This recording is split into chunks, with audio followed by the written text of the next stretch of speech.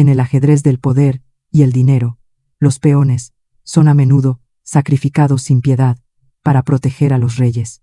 Pero ¿qué sucede cuando un peón descubre que el tablero entero está manchado de sangre? Esta es la historia de una venganza urdida en la sombra, donde una simple cena familiar se transforma en el campo de batalla de secretos oscuros, traiciones impensables y un pasado que se niega a permanecer enterrado. Atrévete a adentrarte en este laberinto de mentiras, donde cada revelación es más letal que la anterior. La cena estaba en su punto más álgido. El ruido de cubiertos, las risas forzadas, el olor a romero y a vino de Rioja. 12 personas, alrededor de la mesa de caoba, en la casa de la Carrera del Darro en Granada. Mi familia política. Mi marido Hugo estaba sentado a mi derecha. Llevaba puesta la corbata que le regalé para nuestro 4º aniversario. De pronto dejó el tenedor. El ruido de la plata contra la porcelana sonó como un disparo. Valeria dijo. Su voz era extrañamente clara. Tengo algo que decir. Todos callaron. Mi suegra Carmen dejó su copa de jerez. Sus ojos color aceituna brillaban. ¿Qué pasa, hijo?, preguntó Hugo. Se levantó. Se tambaleó un poco. Había bebido mucho, demasiado. Esto se ha terminado, anunció mirándome fijamente. No quiero seguir con esta farsa. Sentí un vacío en el estómago, pero no dije nada. Sabía que esto llegaría, solo que no así. No aquí. ¿Qué estás diciendo, Hugo?, preguntó su hermana pequeña Beatriz. Digo que quiero el divorcio. Inmediato a la habitación se le cortó la respiración. Mi cuñada Inés miró hacia otro lado. Mi suegro, don Federico, gruñó. No es el momento, Hugo. Siéntate. Es el momento perfecto, gritó Hugo. Golpeó la mesa con la palma de la mano. Los platos saltaron. Estoy harto de sus mentiras, de sus silencios, de su frialdad. Me levanté despacio. Mi vestido negro simple y caro rozaba mis rodillas. Hugo, por favor, hablamos en casa. No tenemos nada de qué hablar. Ruggio se acercó a mí. Su aliento olía a anís y a ira. 5 años. 5 años. Perdidos. La gente intercambiaba miradas. Vi la vergüenza en los ojos de mi suegro. Vi el brillo de triunfo en los de mi suegra. Siéntate, Hugo. Repetí. Mi voz sonaba tranquila, demasiado tranquila. Fue entonces cuando me empujó. Fue solo un empujón. Una mano plana contra mi hombro. Pero la fuerza me hizo tambalear hacia atrás. Tropecé contra mi silla. El respaldo de caoba golpeó el suelo con un crujido seco. Alguien gritó. Creo que fue Beatriz. Divorcio, bramó Hugo, señalándome con un dedo tembloroso. Y lárgate de mi casa.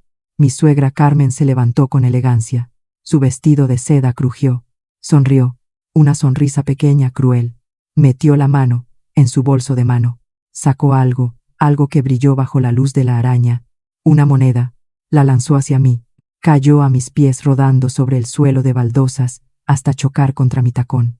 Para tus gastos, dijo Carmen. Su voz era dulce como el veneno. Por los 5 años de servicio. Miré la moneda. Era una peseta antigua, plateada, del año 1975, el año en que Hugo nació. Un gesto calculado, siempre calculando. Hugo resopló satisfecho. Cruzó los brazos. Esperaba que llorara, que suplicara, que recogiera su miserable moneda. Todos esperaban lo mismo. En vez de eso, respiré hondo. El aire olía a salmorejo avinagrado y a ambición. Me enderecé. Arreglé el pliegue de mi vestido. Luego metí la mano en mi pequeño bolso de noche. Saqué mi móvil.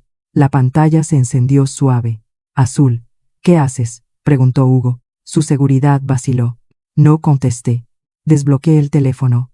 Los dedos me temblaban por dentro, pero por fuera estaban firmes. Encontré el contacto, uno solo, la D mayúscula. Lo llamé. El tono de llamada sonó alto y claro, en el silencio absoluto del salón. Trrr. ¿A quién llamas?, preguntó Carmen. Su sonrisa desapareció. Apaga eso, Valeria, ordenó don Federico. Trrr. Al cuarto tono contestaron.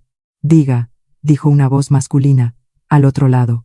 Clara, profesional. Hola, Diego. Soy Valeria, dije. Mi voz llenaba la habitación. Necesito que vengas ahora a la casa de la Carrera del Darro. Sí, la de mi suegro. ¿Tienes la dirección? ¿Qué demonios?, farfulló Hugo. Diles que traigan todo. Continué sin apartar la vista de los ojos de mi marido. Los documentos, los contratos, los expedientes, todo. Si esto se terminó hoy.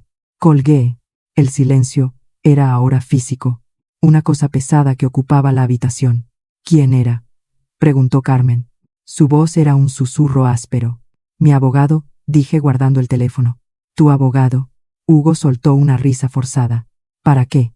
Para redactar los papeles del divorcio. No hace falta tanta pompa. Firma. Si te vas. Es sencillo. O no será tan sencillo, respondí. Y por primera vez, esa noche sonreí. Una sonrisa que no llegaba a mis ojos. No hablamos de divorcio todavía, Hugo.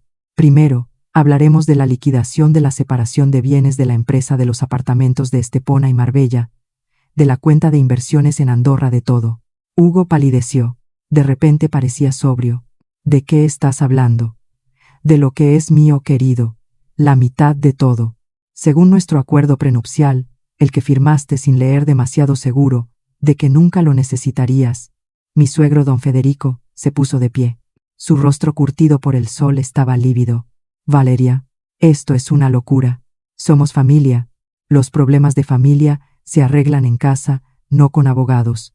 Usted ya no es mi familia, don Federico, dije con calma. Su hijo ha dejado eso muy claro, y su esposa acaba de pagarme por mis servicios. Así que ahora, esto es un asunto de negocios, puro y duro. Carmen dio un paso al frente. Su elegancia se había convertido en algo puntiagudo y peligroso. Esa moneda es más de lo que vales. No tienes ni idea. No tienes nada. Sin nosotros no eres nadie. Una extranjera sin apellido. Tiene razón, suegra. Asentí. Sin ustedes no soy nadie, pero con los papeles que tengo en el archivo de mi abogado, ustedes son menos que nadie. La puerta del salón se abrió. Rosario, la asistenta, asomó la cabeza. Parecía aterrorizada. Señor, hay un señor aquí. Un tal Diego Salgado, dice que es el abogado de la señora. No habían pasado ni 15 minutos. Diego era rápido. Siempre lo fue. Que pase, Rosario, ordené, antes de que nadie más pudiera hablar. Y entró. Diego Salgado no parecía un abogado de telenovela. Era alto, delgado, con gafas de carey y un traje azul marino impecable. Llevaba una carpeta de cuero negro bajo el brazo. No miró a nadie más, solo a mí. Valeria, dijo con un leve asentimiento. Diego, gracias por venir tan rápido. Cuando dijiste traigan, todo supuse que era el día de, respondió. Su tono era neutro, pero sus ojos astutos escanearon la habitación.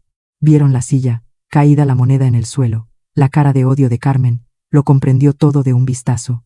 ¿Quién es este?, rugió Hugo, recuperando algo de su furia. ¿Cómo se atreve a entrar en la casa de mi padre? Diego se volvió lentamente hacia él. Sacó una tarjeta de su bolsillo interior. Diego Salgado, del bufete Salgado y Asociados. Represento a la señora Valeria Montenegro. Antes, Valeria Montenegro de Navarro. Usted debe de ser el señor Navarro. He oído mucho. El mucho cargado de significado. Este es un asunto privado, espetó Carmen. Largo de aquí. Con todos mis respetos, señora, dijo Diego, sin inmutarse desde el momento en que su hijo mencionó el divorcio, y usted ofreció una compensación monetaria. Esto dejó de ser privado. Ahora es legal, y por los daños emocionales y la agresión física presenciada, potencialmente penal. Agresión. Hugo soltó una carcajada. No la toqué. El empujón fue visto por 12 personas, dijo Diego, con suavidad, incluido yo, según la descripción de mi cliente y la moneda. Un gesto muy ilustrativo. Menosprecio. Humillación pública. Muy útil para el juez. Don Federico intervino poniéndose entre Diego y su familia. Era un hombre viejo, pero aún imponente. Mire, señor Salgado, esto es un malentendido. Mi hijo bebió de más. Mi mujer actuó con prisas. Valeria es como una hija para nosotros.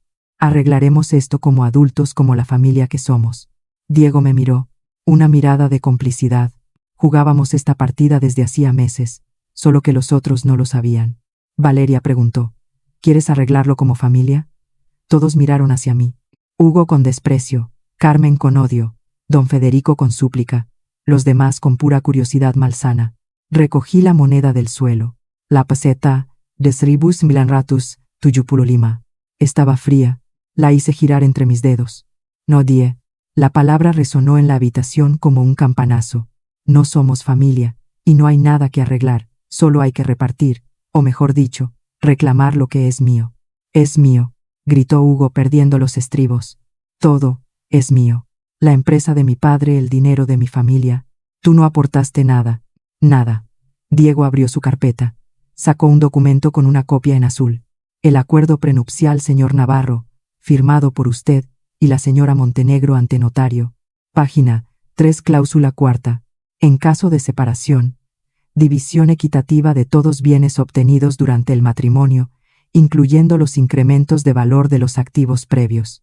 La empresa Navarro S.A. ha triplicado su valor en 5 años, gracias en gran parte a las conexiones internacionales y a la gestión de mi cliente. Eso es un aporte. Hugo estaba boquiabierto. Miró a su padre. ¿Qué es esto? La cláusula que tú firmaste, hijo, murmuró don Federico, hundiéndose en una silla. Parecía de pronto muy viejo. Dijiste que eran tonterías, que el amor era lo único importante. Y tú le hiciste firmar eso, chilló Carmen, volviéndose hacia mí con el dedo acusador. Eres una cazafortunas, una trepa. No, Carmen, dije cansada de tanta farsa. Solo soy una mujer que vio venir el final y se preparó. Diego siguió imperturbable.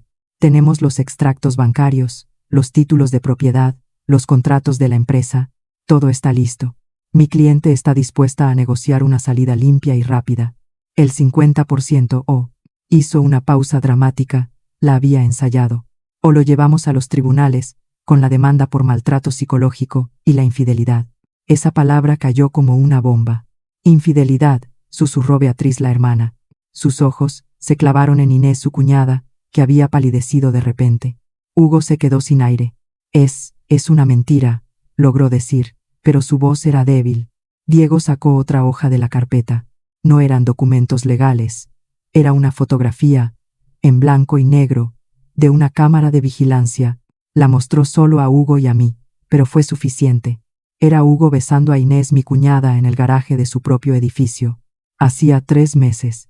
Tenemos más, dijo Diego en voz baja. Solo para nosotros, muchas más. Hugo retrocedió como si lo hubieran golpeado.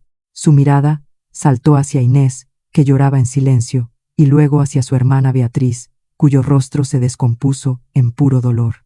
Así que continué yo, con la moneda aún en la mano. Tenemos 2 caminos. El fácil, firmas la división de bienes mañana. Te quedas con tu parte. Yo con la mía. Nos divorciamos en silencio. O el difícil, lo llevamos a juicio. Y le cuento a toda Granada, empezando por el periódico, cómo el heredero de los Navarro traiciona a su mujer y a su propia familia. La habitación estalló. Beatriz gritó, lanzándose hacia Inés. Don Federico maldijo. Carmen miraba a su hijo con una decepción mortal. Y Hugo, solo me miraba a mí, con un odio que habría podido derretir acero. Tú, has planeado esto, logró decir. Me preparé a corregir. Hay diferencia. Diego cerró su carpeta. Mi cliente y yo nos iremos ahora. Esperaremos su llamada o la de su abogado mañana antes del mediodía. Si no hay noticias, presentaremos la demanda ante el juzgado por la tarde. Buenas noches. Me ofreció el brazo. Una caballerosidad calculada. Lo tomé. Caminamos hacia la puerta, dejando atrás el caos, los gritos, las lágrimas. En el umbral me detuve. Me volví. Todos estaban congelados en su drama observándome. Abrí la mano. La moneda de peseta brilló en mi palma. Toma, Carmen, dije. Guárdala. Vas a necesitarla más que yo. La lancé. Cayó sobre la mesa en medio de los platos sucios. Rodó y rodó hasta detenerse, y salí sin mirar atrás. Diego cerró la puerta atrás de nosotros, ahogando el sonido de una familia desmoronándose afuera. Argue. La noche de Granada olía a jazmín. Respiré hondo. ¿A dónde?, preguntó Diego, mientras caminábamos hacia su coche. A casa. Tengo que hacer una llamada. ¿A quién? Sonreí por primera vez de verdad esa noche. A tu siguiente cliente. Creo que tu hermana Beatriz va a necesitar un buen abogado. El aire nocturno de Granada me golpeó el rostro como una liberación. Tras de mí la casa de los Navarro seguía albergando gritos ahogados, llantos, el estrépito de una familia desmoronándose. Diego abrió la puerta de su Volvo azul oscuro. ¿A tu apartamento?, preguntó mientras arrancaba el motor. Sí, calle San Matías número 12. Gracias, Diego. Él esbozó una media sonrisa. Solo en privado le llamaba así. Fue magistral, Valeria. Los dejaste en shock. Aunque miró el retrovisor, creo que ahora la guerra empieza de verdad. El coche rodó por las calles adoquinadas del barrio del Realejo. A través de la ventana, vi las farolas iluminar naranjos y fachadas encaladas. Hace 5 años, estas calles me habían parecido mágicas. Ahora solo eran el escenario de mi cautiverio. Tienen que llamar, dije, más para mí que para él. No les queda otra. No subestimes a Carmen, advirtió Diego doblando hacia la carrera del Darro. Esa mujer tiene más contactos que el alcalde y menos escrúpulos. Lo sé, por eso tengo el resto de las fotos. Diego me lanzó una mirada rápida. ¿Cuántas tienes? Bastantes. Seguí a Hugo durante 2 meses, con un detective privado discreto, caro y muy bueno. Tienes todo el informe en el correo que te envié ayer. Dios mío, Valeria murmuró, pero había admiración en su voz. ¿Desde cuándo? Desde enero, cuando encontré el primer recibo del hotel, en el bolsillo de su chaqueta. Guardé silencio, recordando el papelito doblado. El nombre del hotel, Alhambra Palace, la fecha. Nuestro aniversario. Me había dicho que tenía una cena de negocios en Madrid. ¿Y no confrontaste?, preguntó Diego. ¿Para qué? Para que me mintiera otra vez. Para que se lo contara a su madre. Y ella me llamara celosa y desequilibrada. No decidí prepararme. Como me enseñó mi abuela, nunca vayas a una guerra sin munición. Diego estacionó frente a mi edificio, un bloque moderno y discreto, en el ensanche lejos del casco histórico familiar de los Navarro. Mi refugio, o mi jaula, dependiendo del día. ¿Subes?, pregunté. Tenemos que repasar la estrategia para mañana. Claro, mi apartamento estaba en la 5ª planta. Minimalista, blanco, ordenado. Nada que ver con la ostentación barroca de la casa de los Navarro. Diego dejó su carpeta sobre la mesa de cristal del salón. Café ofrecí. Mejor una copa. Creo que la necesitamos. Serví 2 rones añejos. Mientras lo hacía, sentí como la tensión de la noche empezaba a abandonar mis hombros, dejando solo un cansancio profundo de huesos. A la salud, dijo Diego levantando su vaso. De la mujer más fría y calculadora que conozco. A la supervivencia, corregí y bebí un trago. El teléfono vibró en mi bolso. Lo saqué. Pantalla iluminada. Beatriz Navarro. Diego levantó una ceja. Contestas, asentí. Puse el altavoz. Beatriz Valeria. Su voz era un hilillo rota por los sollozos. Lo siento mucho, por todo. No tienes que disculparte tú, Beatriz. Sí. ¿Qué tengo? Mi hermano es un monstruo. Y Inés rompió a llorar de nuevo. Como pudo, éramos amigas. Ella era mi amiga. Cerré los ojos. Beatriz siempre fue la más débil de la familia, y la más buena. Tenía 24 años, estudiaba Bellas Artes, y siempre me había tratado con cariño, a diferencia de su madre. ¿Dónde estás?, pregunté. En mi cuarto. Ellos están abajo discutiendo. Papá le grita a mamá. Mamá le grita a Hugo. Hugo rompió un jarrón. Es horrible. Escucha, Beatriz. Esto no es asunto tuyo. Sal de ahí. Ve a casa de una amiga. No puedo. Mamá dice que tenemos que mantener la unidad familiar, que no podemos dejarte ganar, que eres una extranjera ambiciosa. Me sorprendió. Carmen siempre se refirió a mí como la extranjera, a pesar de llevar 10 años en España, de hablar el idioma sin acento, de tener la nacionalidad.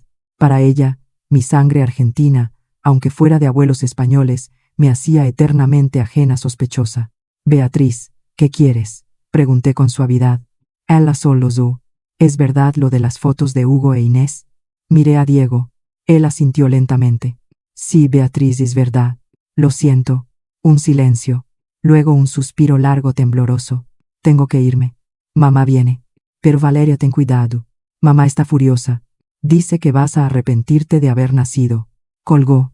Diego bebió un sorbo de ron. Una amenaza velada. Encantadora.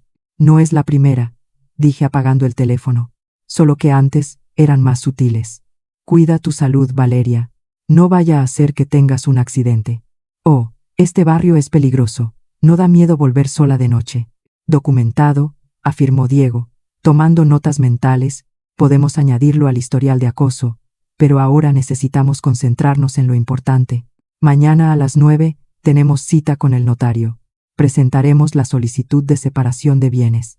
Con las pruebas de infidelidad, podemos presionar para un 60, a 40, incluso 70, a 30, si hay maltrato probado. El empujón de hoy ayuda, pero necesitamos testigos dispuestos a declarar. Tendremos a Rosario la asistenta, dije. La vi. Estaba asomada a la puerta. Lo vio todo, y necesita el dinero. Le pagaremos el doble de lo que le paga Carmen. Bien, y su teléfono sonó. Lo miró, frunció el ceño. Número privado.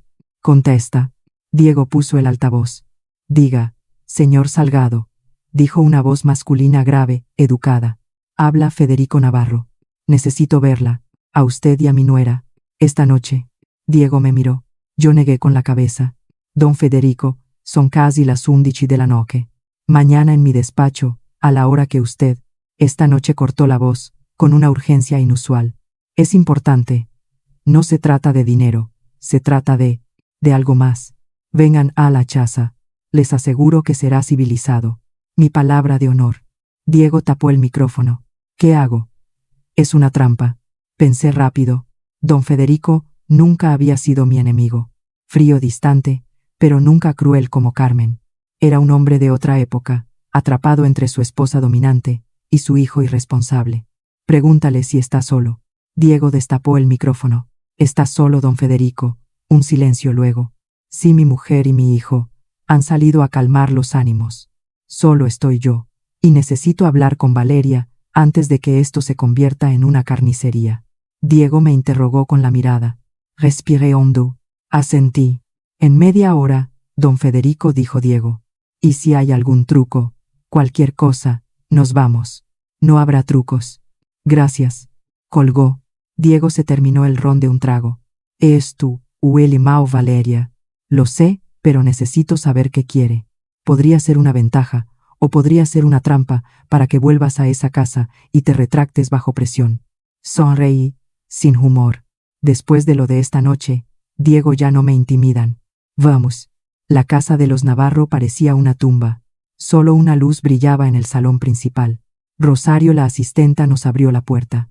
Sus ojos estaban hinchados. Buenas noches, señora. Pase, por favor. El señor está en el salón. Gracias, Rosario, dije. Y al pasar, deslicé discretamente un billete de 50 euros en su mano. Por esta noche, por ser testigo. Ella asintió rápidamente y escondió el billete. Don Federico estaba de pie junto a la chimenea apagada. Parecía haber envejecido 10 años en una noche. Llevaba una bata sobre la camisa y sostenía un vaso de coñac. Valeria, Diego, siéntense. Nos sentamos en el mismo sofá, donde horas antes se había desarrollado el drama. Noté la mancha de vino tinto en la alfombra, y ahí, en el centro de la mesa, aún estaba la moneda. La peseta de Sribus Bilanratus Tuyupululima. Don Federico la siguió con la mirada. Mi mujer a veces es muy dramática, dijo con voz cansada. La moneda fue un gesto estúpido. Fue un insulto. Corregí. Calculado. Como todo lo que hace Carmen. Él no lo negó. Bebió un trago. Quiero hacer una oferta fuera de los tribunales sin abogados. Hombre a hombre, bueno a mujer. Diego se inclinó hacia adelante. Don Federico, con todo respeto, yo soy su abogado. Cualquier oferta debe pasar por mí. No, joven, dijo el viejo con firmeza. Esto es, entre Valeria y yo, como familia o como lo que fuimos. Miré a Diego. Él dudó, pero finalmente asintió. Hable die. Don Federico respiró hondo. Hugo es un idiota, un niño malcriado. Lo sé. Y lo de Inés es imperdonable. Carmen lo sabía, lo sospechaba al menos, pero lo tapó. Para ella, la apariencia lo es todo. No di nada. Esperé. Pero a pesar de todo, es mi hijo, y la empresa Navarro Sa es el trabajo de mi vida, de mi padre. No puede dividirse, no puede venderse, según la ley, empezó Diego, pero don Federico alzó una mano. Te ofrezco 1 millón de euros, en efectivo limpio. Y el apartamento de Estepona, a tu nombre. Te vas, dejas a Hugo, dejas Granada, y nos olvidamos de todo, de la infidelidad, del empujón. De todo. 1 millón, y un apartamento en la costa, que valdría otro medio millón. Era una fortuna, pero era una fracción de lo que me correspondía. La mitad del patrimonio conjunto rondaba los 5 millones. Es una oferta insultante, don Federico, dije, manteniendo la voz calmada. Y usted lo sabe. Es una fortuna, estalló él, por primera vez alzando la voz. ¿Qué hiciste tú para merecer más 5 años de matrimonio? Eres una joven. Puedes empezar de nuevo. Me levanté. Caminé hasta la ventana. Afuera. El patio andaluz estaba en sombras. Usted nunca me aceptó, ¿verdad? Dije, sin volverme. Para usted, yo fui una aventura para su hijo. Algo exótico. La argentina con clase que hablaba bien y sabía qué cubierto usar. Pero nunca una igual, nunca una Navarro. Eso no es cierto. Mintió, pero su voz carecía de convicción. Es completamente cierto. Por eso ahora cree que puede comprarme, darme una propina, y que me vaya callada como una criada, a la que se despide. Pues no, don Federico. No me voy. Y no me callo. Me volví. Nuestras miradas se cruzaron. En la de él vi rabia y miedo. ¿Qué quieres entonces? Preguntó casi susurrando. Lo que es mío, la mitad, ni 1 euro menos, y algo más. ¿El qué? La moneda. Él parpadeó desconcertado. La peseta. ¿Para qué? Eso es cosa mía. Quiero la moneda como gesto de buena voluntad, y como recordatorio. Don Federico miró la moneda en la mesa. Hizo un gesto de desprecio. Tómala. Es una birria. Un símbolo estúpido de mi mujer. Caminé hasta la mesa. La recogí. Estaba fría y pesada. No, era una peseta normal. La miré más de cerca. En la luz tenue del salón noté algo. El canto era irregular. Como si... Muy bien, dijo don Federico, rompiendo mi observación. Hablaremos de cifras mañana con los abogados. Pero piensa, Valeria, una guerra legal puede durar años. Arruinarás a mi familia y a ti misma. Merece la pena.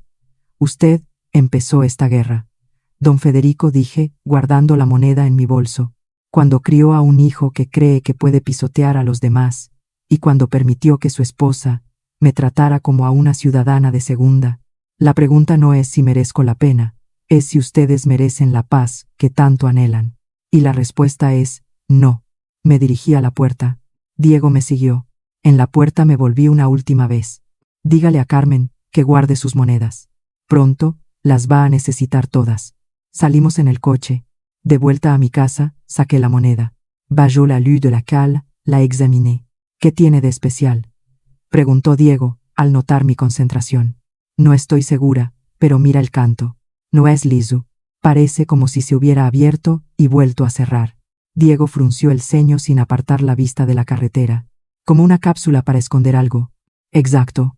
¿Crees que Carmen lo sabía? ¿Que te dio esa moneda a propósito? Carmen no hace nada. Sin un propósito, murmuré, pasando el dedo por el borde irregular. Pero no creo que quisiera darme esto. Fue un gesto de desprecio. Sí, pero si esta moneda esconde algo, debió de cogerla sin pensar de su colección. Un impulso. ¿Y si no fue un impulso? Preguntó Diego con voz baja. ¿Y si fue un mensaje? Lo miré. ¿Un mensaje de quién? No lo sé, pero mañana primero vamos a un numismático, antes que al notario. Asentí. La moneda pesaba en mi mano como una acusación, como una promesa. Mientras Granada dormía a nuestro alrededor, supe que aquella noche no sería el final, solo el primer movimiento en una partida mucho más peligrosa de lo que había imaginado. Y en el silencio del coche, casi pude oír la risa de Carmen burlona y lejana, como un eco de todo lo que aún estaba por venir. El numismático se llamaba Mateo Ríos, y tenía un pequeño local cerca de la catedral, en un callejón que olía a papel viejo y cera. Eran las 9 de la mañana, y Granada comenzaba a hervir bajo un sol de abril que prometía calor. Diego había anulado la cita con el notario. Esto es más urgente, dijo, y yo con la moneda ardiendo en mi bolsillo, no pude estar más de acuerdo. La tienda era un desorden organizado, vitrinas llenas de monedas antiguas, libros apilados hasta el techo, y un mostrador de madera oscura, llena de cicatrices. Mateo era un hombre de unos 60 años, con gafas de aumento, sujetas a la frente, y los dedos manchados de tinta. «Buenos días», dijo, sin levantar la vista de un libro de contabilidad. «¿Buscando algo especial, o solo mirando? Necesitamos que examine una moneda», dijo Diego, sacando su tarjeta profesional. «Es urgente». Mateo miró la tarjeta luego a nosotros. Sus ojos pequeños y astutos se posaron en mí. «Usted es la del escándalo de los Navarro, ¿verdad?», preguntó, cerrando el libro. Lo he oído en el bar de la esquina. Toda la ciudad habla. Granada, un pueblo grande, donde los secretos morían al amanecer. Ya pregunté intentando parecer calmada. Mi sobrina es amiga de la asistenta de los Navarro Rosario, una chica muy habladora cuando se le paga lo suficiente. Sonrió mostrando unos dientes amarillentos. Así que traes la famosa moneda de la humillación. No me sorprendió. Carmen querría que la historia corriera. La extranjera, ingrata, la hija de nadie despedida con una limosna, estaría moldeando la narrativa a su favor. En este preciso momento, saqué la moneda, la dejé sobre el mostrador, sobre un felpudo verde oscuro. Mateo se puso las gafas de aumento, encendió una lámpara flexible, la luz cayó sobre la peseta de 1975. Una peseta del año, de la muerte del generalísimo. Bastante común. Valor quizás 2 euros para un coleccionista novato. A menos que... Cayó. Giró la moneda. Luego la pesó en su mano. ¿Es más pesada? ¿Más pesada?, pregunté. Sí. La aleación normal es cobre-níquel. Esta, no. La golpeó suavemente con un pequeño martillo de metal. El sonido fue apagado sordo. Hueca. Diego y yo intercambiamos una mirada. ¿Hueca?, preguntó Diego. Mateo asintió, concentrado. Tomó un escalpelo delgado y lo insertó con delicadeza en el borde irregular que yo había notado. Con un movimiento experto, hizo palanca. Hubo un clic casi inaudible. La moneda se abrió en 2 mitades perfectas, como una cápsula, y dentro, enrollado en un cilindro apretado, había un papel. Mateo lo sacó con unas pinzas. Estaba amarillento frágil. Lo desenrolló con extrema cautela sobre el felpudo. Era un documento o parte de uno escrito a máquina, con una letra antigua. Había nombres, fechas, números. Mateo leyó en silencio. Su expresión cambió. De la curiosidad profesional, pasó a una palidez repentina. Dios mío, murmuró. ¿Qué es?, pregunté intentando leer al revés. Él me miró. Había miedo en sus ojos. Señora, ¿de dónde sacó esto exactamente? Mi suegra me la dio anoche. ¿Por qué, Mateo? Se pasó una mano por la cara. Miró hacia la puerta de la tienda como temiendo que alguien escuchara. Esto no es una moneda. Es una cápsula de mensaje de contrabando de la época. Señaló el papel. Son los detalles de una transacción, una venta de armas. De España a Argentina, 1976. El aire se me escapó de los pulmones. Armas. Los Navarro. No sé quiénes son los Navarro, dijo Mateo con voz queda. Pero aquí hay nombres, proveedores intermediarios y un beneficiario. Un tal. Recibió un 3% de comisión. Una fortuna para la época. Diego se inclinó leyendo el documento. Federico Navarro leyó en voz alta. Su suegro, Valeria. Tu suegro era un traficante de armas. Mi mente retrocedió. Don Federico el patriarca, respetable, el empresario de la construcción, siempre hablando de honor, de tradición, de la pureza de la sangre española. Argentina, dije las piezas, encajando en mi cabeza, como un trueno. Mi abuelo, él tenía una empresa de transporte en Buenos Aires. En los 70, siempre dijo que había hecho negocios con españoles, que había ganado mucho dinero rápido. Murió joven, en un accidente. Las armas que tu abuelo ayudó a traficar o a transportar fueron pagadas con dinero que luego... Diego no terminó la frase. No hacía falta. La herencia de los Navarro, su empresa, su riqueza, no provenía solo de la construcción, provenía de sangre de contrabando, de un régimen moribundo, vendiendo armas a una dictadura naciente, al otro lado del océano. Este documento, dijo Mateo, con voz temblorosa, es dinamita. Si se hace público, ¿quién más lo sabe? Cortó Diego su tono, ahora urgente, duro. Su suegra, su marido. Carmen debe de saberlo. Respondí casi en un susurro. Por eso guardaba la moneda, no como un recuerdo, como un seguro, por si alguien se volvía contra la familia, por si don Federico, de repente, todo cobró sentido.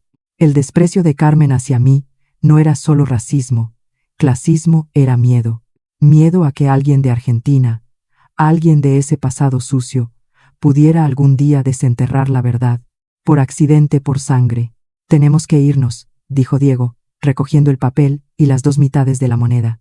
Ahora, espere, dijo Mateo. Ese documento, no deberían llevárselo. Es peligroso. Por eso, ¿o por qué teme Que los navarros sepan que usted lo vio, pregunté mirándolo fijamente. Él bajó la vista. Ellos a veces vienen aquí, don Federico, a vender monedas. Es un cliente importante. Si se entera de que yo, no se enterará, dije, metiendo el documento en mi bolso, a menos que usted lo diga. Y si lo dice, le aseguro que no seré la única en tener problemas. Usted acaba de manipular evidencia de un crimen de lesa humanidad. La complicidad es un delito, señor Ríos. Su rostro se descompuso. Había jugado y perdido. Diego dejó 2 billetes de 100 euros en el mostrador. Por su tiempo y su silencio. Salimos a la calle. La luz del sol me cegó. Todo parecía distinto. Los turistas, riendo los naranjos en flor, el sonido de las guitarras desde un patio cercano. Todo era una fachada. Una fachada sobre cimientos podridos. Tenemos que ir a la policía, dijo Diego, mientras caminábamos rápido hacia su coche. No, todavía no. ¿Qué, Valeria? Esto es enorme. Tráfico de armas durante la dictadura. Esto no es un divorcio, es histórico. Es nuestra única palanca. Corté, abriendo la puerta del coche. Si vamos a la policía se convierte en un caso público. Nos roban el control, y el documento desaparece en un archivo judicial durante años. No, esto es mejor. Esto es infalible. Diego arrancó el motor, pero no puso la marcha. ¿Qué estás pensando? Pensando que don Federico ofreció 1 millón de euros para que me callara y me fuera por una infidelidad y un divorcio. ¿Qué ofrecerá por esto? Toqué mi bolso, donde el papel descansaba pequeño y mortal. Su honor, su fortuna, su apellido, todo. Diego me miró. En sus ojos vi un conflicto. El abogado que quería hacer lo correcto. Y el estratega que sabía que acabábamos de ganar la lotería del chantaje. Es arriesgado. Si se enteran de que tenemos esto, podrían... Hizo una pausa. Podrían intentar algo más drástico. Ya lo intentaron. Anoche, con humillación pública. La próxima vez será diferente, por eso tenemos que movernos rápido.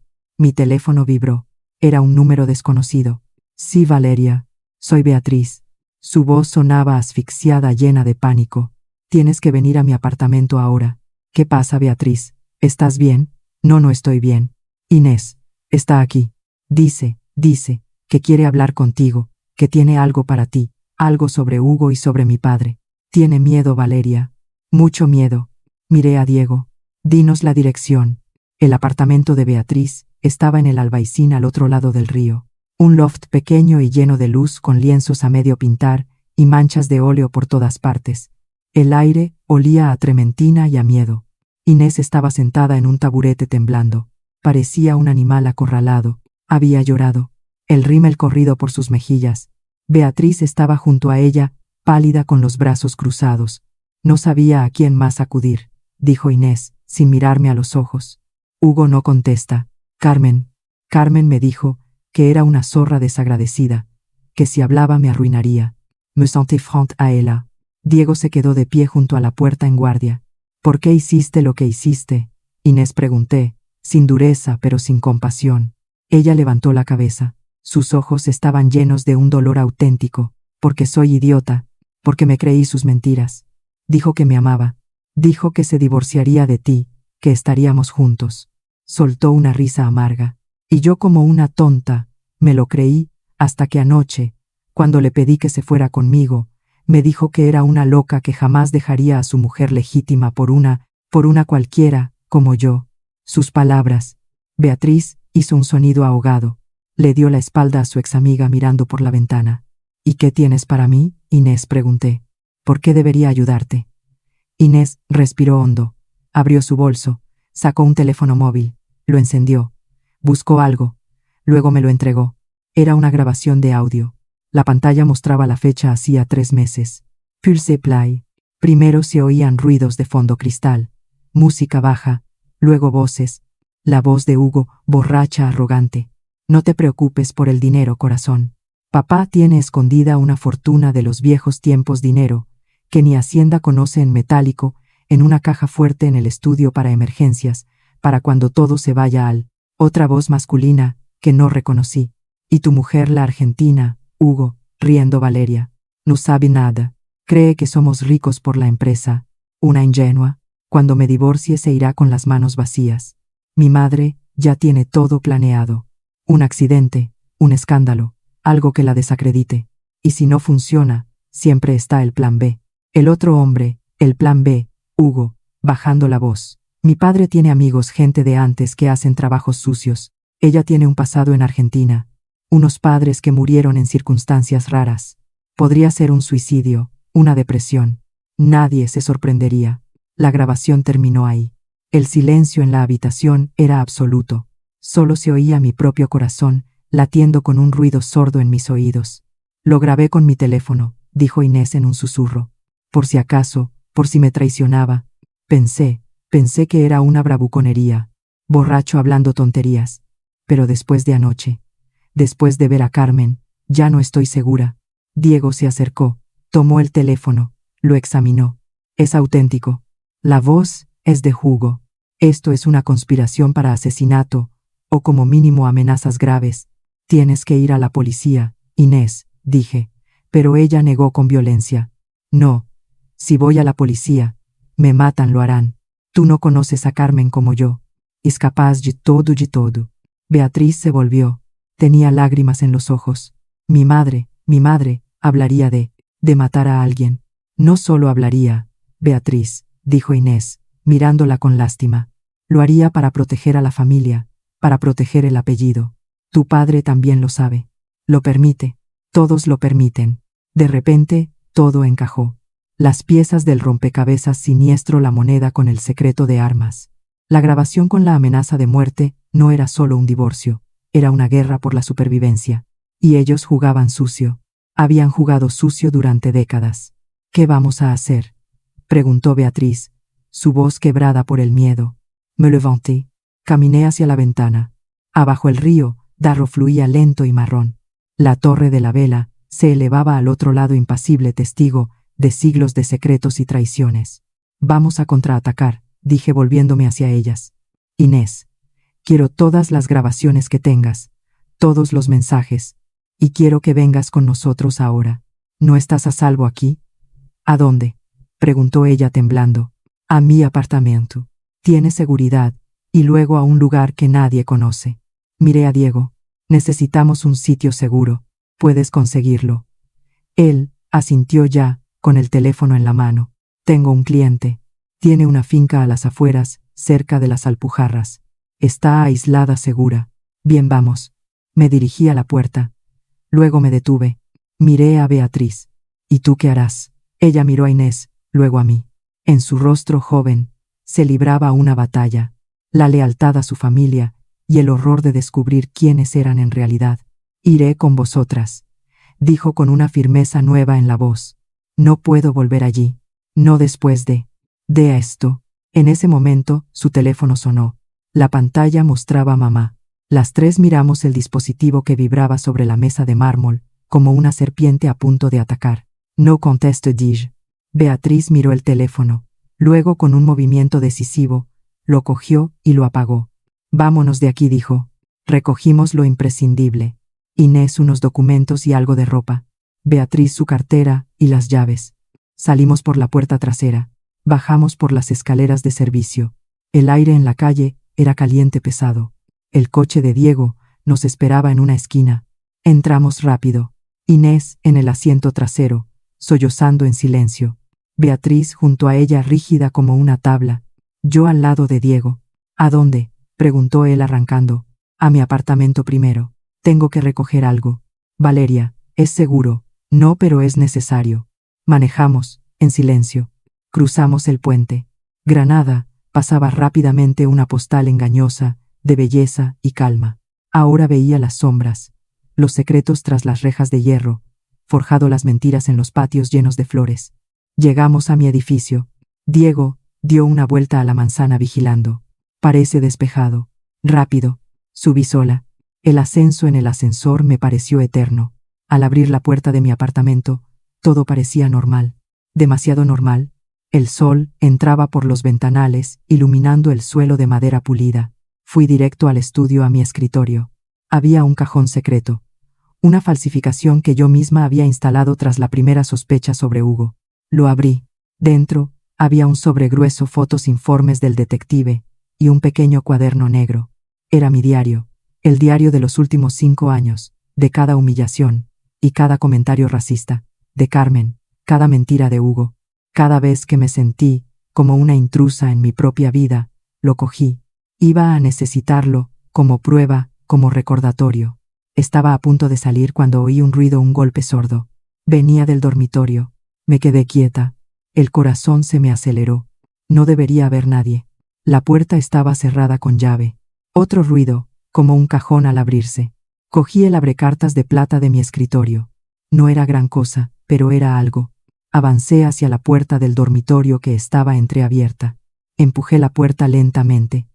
Y ahí estaba Hugo, de pie frente a mi armario, con los cajones abiertos, revuelto la ropa por el suelo. En su mano, sostenía un collar, el collar de perlas que me había regalado por nuestro 3er aniversario. Me había dicho que era de su abuela. Se volvió. Su rostro estaba hinchado, los ojos inyectados en sangre. Olía a alcohol y a sudor. «¿Buscando algo?», pregunté, manteniendo la voz firme, aunque mi mano que sostenía el abrecartas temblaba. Tú, dijo con una voz ronca rota. «Te estaba buscando a ti. Sal de mi casa, Hugo». «Tu casa», escupió. «Nada es tuyo. Todo es mío. Este apartamento está a mi nombre. La empresa, el dinero, todo». Avanzó hacia mí. Yo retrocedí hasta que mi espalda chocó contra la pared. «Ya no die. Tengo la grabación, Hugo. La de ti, tu amiguito, hablando de cómo hacer que parezca un suicidio. Y tengo la moneda. Sé lo de tu padre. Sé todo». Él se detuvo. Por un segundo. El odio en sus ojos fue reemplazado por confusión, luego por pánico. ¿Qué? ¿Qué moneda? La que tu madre me dio. La de 1975. Con el secreto dentro. El tráfico de armas. La sangre en tu dinero. Su rostro se descompuso. Palideció. Cayó el collar. Las perlas rodaron por el suelo de madera como lágrimas sólidas. No sabes nada. Lo sé todo. Y si no firmas la separación de bienes mañana, si no me das lo que me corresponde, lo haré público. Todo tu padre irá a la cárcel, tu madre con él, y tú te quedarás sin un céntimo. Serás el hazmerreír de Granada, el hijo del traficante de armas, el marido cornudo y asesino. Era un discurso duro, cruel, pero necesario. Había cruzado una línea, había entrado en mi casa, había violado mi espacio, mi último refugio. Él respiró profundamente.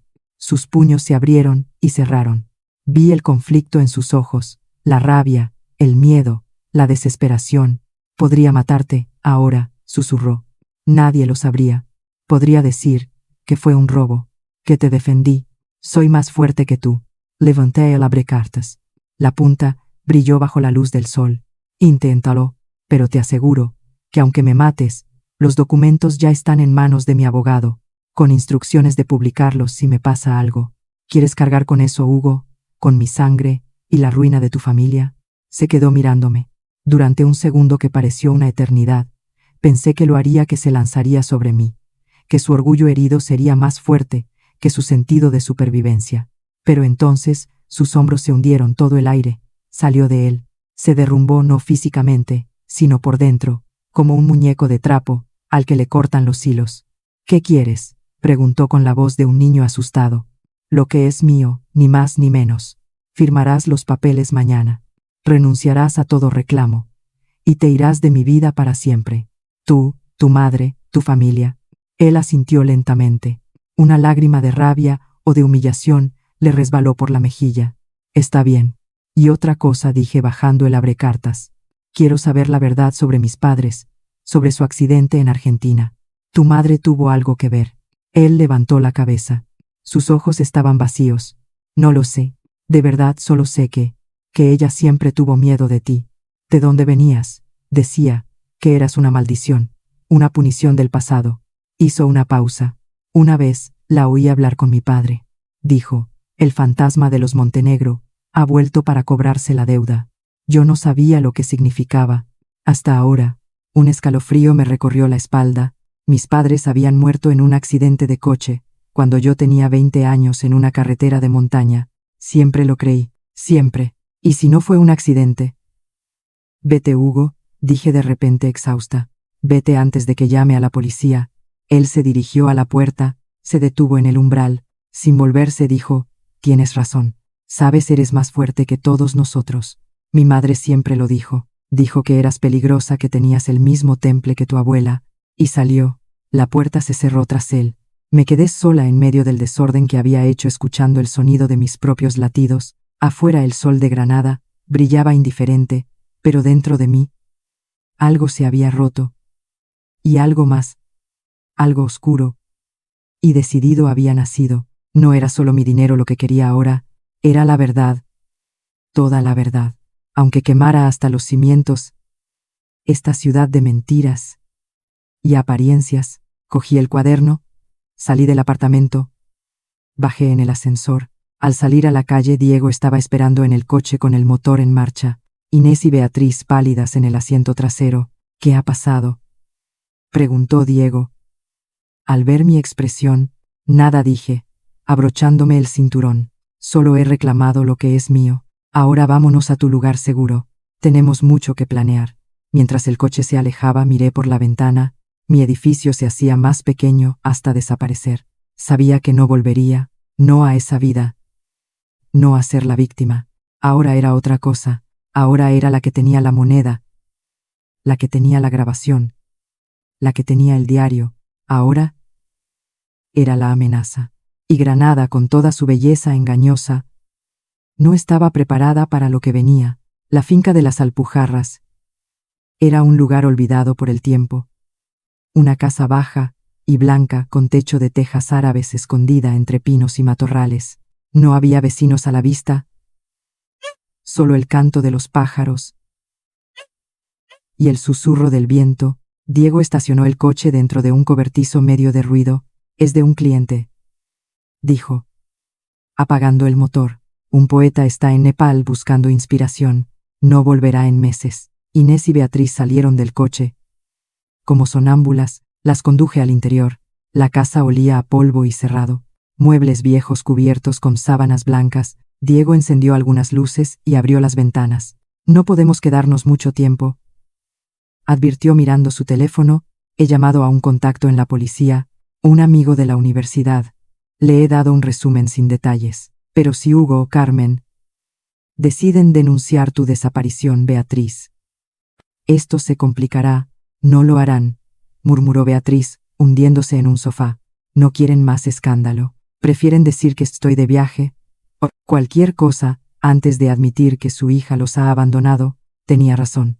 Las apariencias lo eran todo para Carmen. Inés estaba junto a la ventana temblando. Me acerqué a ella. Necesito que me cuentes todo, Inés. Todo lo que sepas sobre Hugo, sobre sus negocios, sobre sus amigos. Ella se volvió. Sus ojos estaban vacíos. ¿Para qué? Ya lo has perdido todo. Como yo. No he perdido nada, dije con firmeza. Solo he descubierto que lo que tenía era una mentira. Ahora voy a reconstruir algo verdadero. Y tú puedes ayudarme.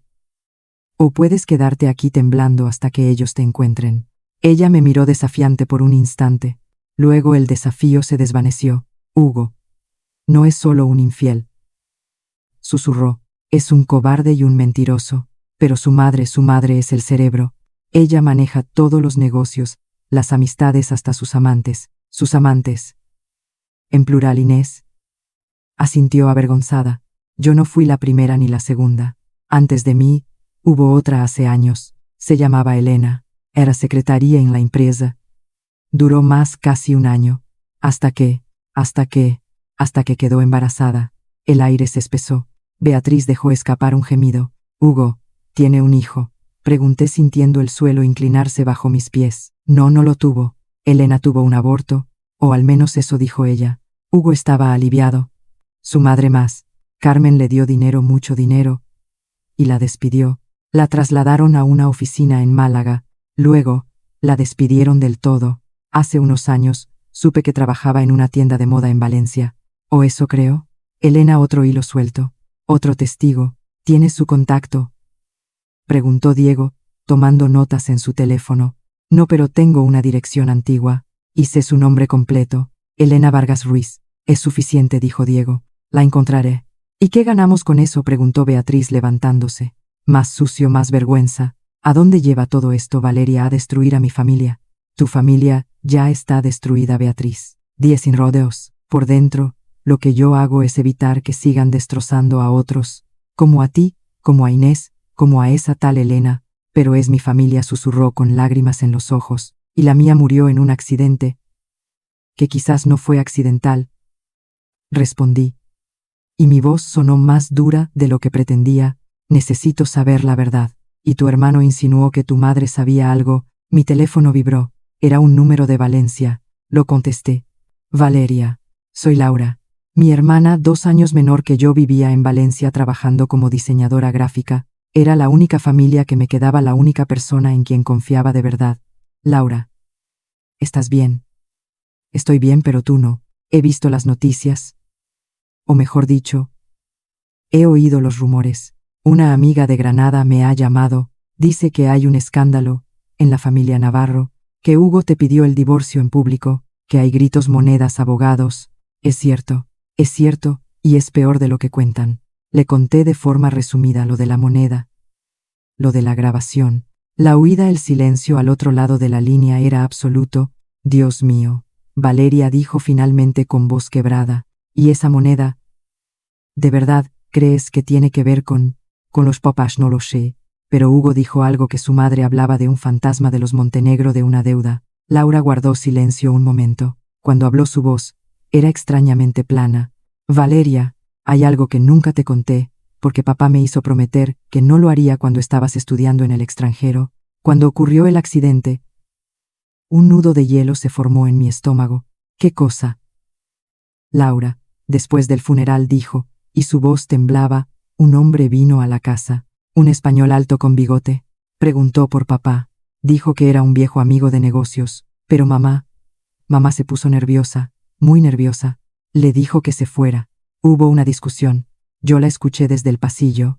El hombre dijo: la deuda se paga, señora Montenegro, de una forma u otra. Mamá le gritó que se fuera. Él se fue. Y unas semanas después ocurrió el accidente. El mundo se detuvo. El polvo flotando en los rayos de sol de la casa pareció congelarse. Hasta mi respiración se hizo pesada. ¿Por qué nunca me lo contaste? Logré preguntar, porque tenía miedo. Valeria gritó y rompió a llorar. Mamá me hizo jurar que no te lo diría. Dijo que eras demasiado impulsiva, que irías a buscar respuestas y te pasarían cosas malas. Y luego ellos murieron, y yo me fui a Valencia, y traté de olvidar, pero no he podido. Nunca he podido. Laura, escúchame, dije tratando de mantener la calma. Necesito que vengas ahora a Granada, o cerca. Estamos en un sitio seguro en el campo. Necesito que me cuentes todo. Cada detalle. Puedes describir a ese hombre. Era mayor, como de la edad de papá. Tenía un acento andaluz. Y llevaba un anillo. Un anillo. Con un sello extraño, una especie de águila. Un águila como el escudo de los Navarro. Lo había visto en el anillo de sello de don Federico y en el de Hugo. Gracias, Laura. Gracias por decírmelo. Ahora escucha. Reserva un vuelo o coge el tren.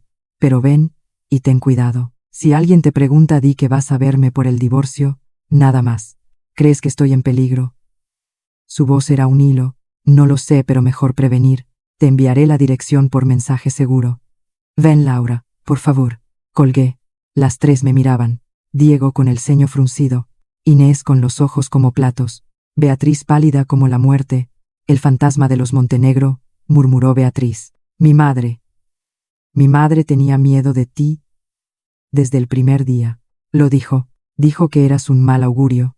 Yo pensé que era racismo, que le molestaba que fueras argentina. Pero era otra cosa. ¿Verdad? Era miedo, sí, dije, y sentí una rabia fría antigua subiendo por mi garganta. Era miedo porque mi familia y la suya tienen una historia de la que nadie me habló.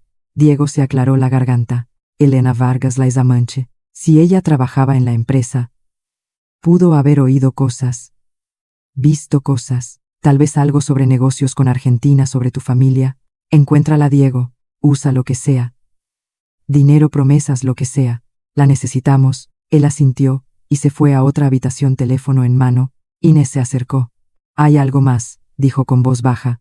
Hugo a veces hablaba en sueños, cuando dormía la siesta. Después de, bueno, decía cosas nombres. Uno de ellos era el puerto, no sé si se refiere a la ciudad, o a un puerto de verdad. El puerto de Motril cerca de la costa, un sitio conocido por las rutas comerciales y por historias oscuras. Una idea comenzó a formarse en mi mente. Una conexión tenue peligrosa. ¿Algo más?, pregunté. A veces decía, el barco no puede llegar, y luego papá se enfadará, y se despertaba sobresaltado. Un barco, un puerto, tráfico de armas, mi abuelo transportista en Argentina, la deuda, el fantasma. Las piezas giraban pero no encajaban. Todavía no. Diego regresó 1 hora después.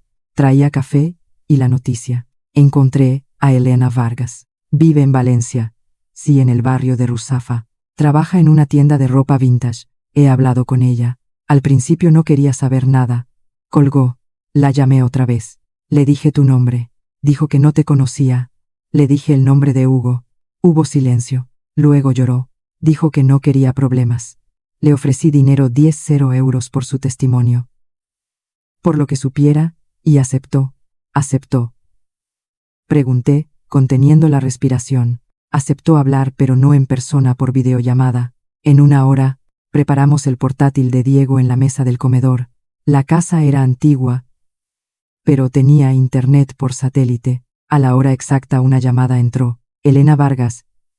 Era una mujer de unos 35 años, con cara cansada y ojos tristes. Aún era guapa, pero había algo gastado en ella, como un vestido que ha sido usado demasiadas veces.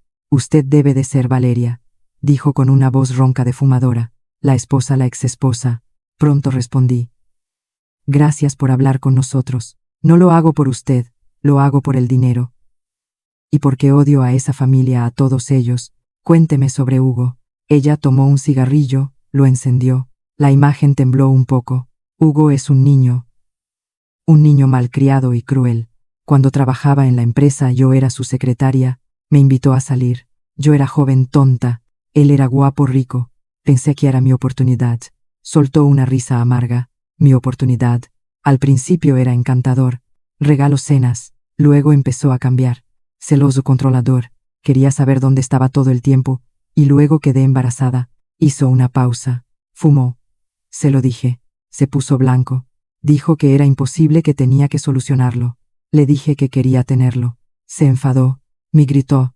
Dijo que su madre jamás lo permitiría. Que un hijo bastardo no podía manchar el apellido Navarro.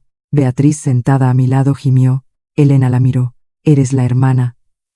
Si te pareces a él, pues tu hermano es un monstruo, y tu madre es la reina de los monstruos. ¿Qué pasó con el bebé?, pregunté suavemente. Yo quería tenerlo, pero tuve una caída en las escaleras de la oficina.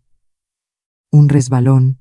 Nadie vio nada, sangre. Mucho. Fui al hospital. Allí perdí al niño. Sus ojos se llenaron de lágrimas, de rabia, no de tristeza. Fue hace 7 años, pero aún recuerdo el olor del suelo de mármol y la sonrisa de tu suegra cuando fue a visitarme al hospital. Me trajo flores y un sobre con dinero. Dijo, para que te recuperes, querida, y para que encuentres un trabajo lejos de aquí, en Málaga, por ejemplo. ¿Cree que la empujaron?, preguntó Diego con voz profesional pero tensa. No lo sé, pero las escaleras nunca estaban resbaladizas. Ese día sí, como si alguien hubiera tirado aceite, o como si me hubieran dado un empujoncito. Nunca lo supe, pero lo sospecho. ¿Y el dinero?, pregunté. 10 euros. Una fortuna para mí. Entonces lo tomé. Me fui a Málaga, luego a Valencia, para empezar de nuevo. Pero cada noche, cuando cierro los ojos, veo su cara, la de Carmen Navarro, sonriendo como si hubiera hecho un favor, y no fue a la policía a decir que la poderosa familia Navarro me había hecho abortar sin pruebas, solo mi palabra contra la de ellos. No tomé el dinero, y traté de olvidar, pero no he podido. Apagó el cigarrillo, así que aquí estoy contándoles. ¿Qué quieren de mí? Queremos justicia, Elena, dije. Y para eso necesitamos pruebas. ¿Tiene algo, algún documento? ¿Alguna carta, algo de cuando trabajaba allí? Ella dudó. Luego asintió. Guardé algo por si acaso. Cuando limpiaba el despacho de Hugo después de lo mío, encontré una carpeta en la papelera. La iban a destruir. La guardé no sé por qué, tal vez porque sentí que algún día la necesitaría. ¿Qué había en la carpeta? Diego inclinándose hacia la pantalla. Facturas de una empresa Compañía Marítima del Sur S.A., con números de contenedores, fechas. Y un nombre, Montenegro Logística Buenos Aires. Ese nombre me sonó por tu apellido, así que la guardé. Mi corazón dio un vuelco. Montenegro Logística. La empresa de mi abuelo. ¿Tiene esa carpeta? Pregunté tratando de no mostrar la desesperación. La tengo en una caja en el trastero. Pero no está aquí. La dejé en Granada en casa de mi madre por si alguien venía a buscarme. Necesitamos esa carpeta, Elena, dije. ¿Es importante para usted o para mí? Preguntó con escepticismo. Para las dos, para todas. Con eso, podemos demostrar la conexión.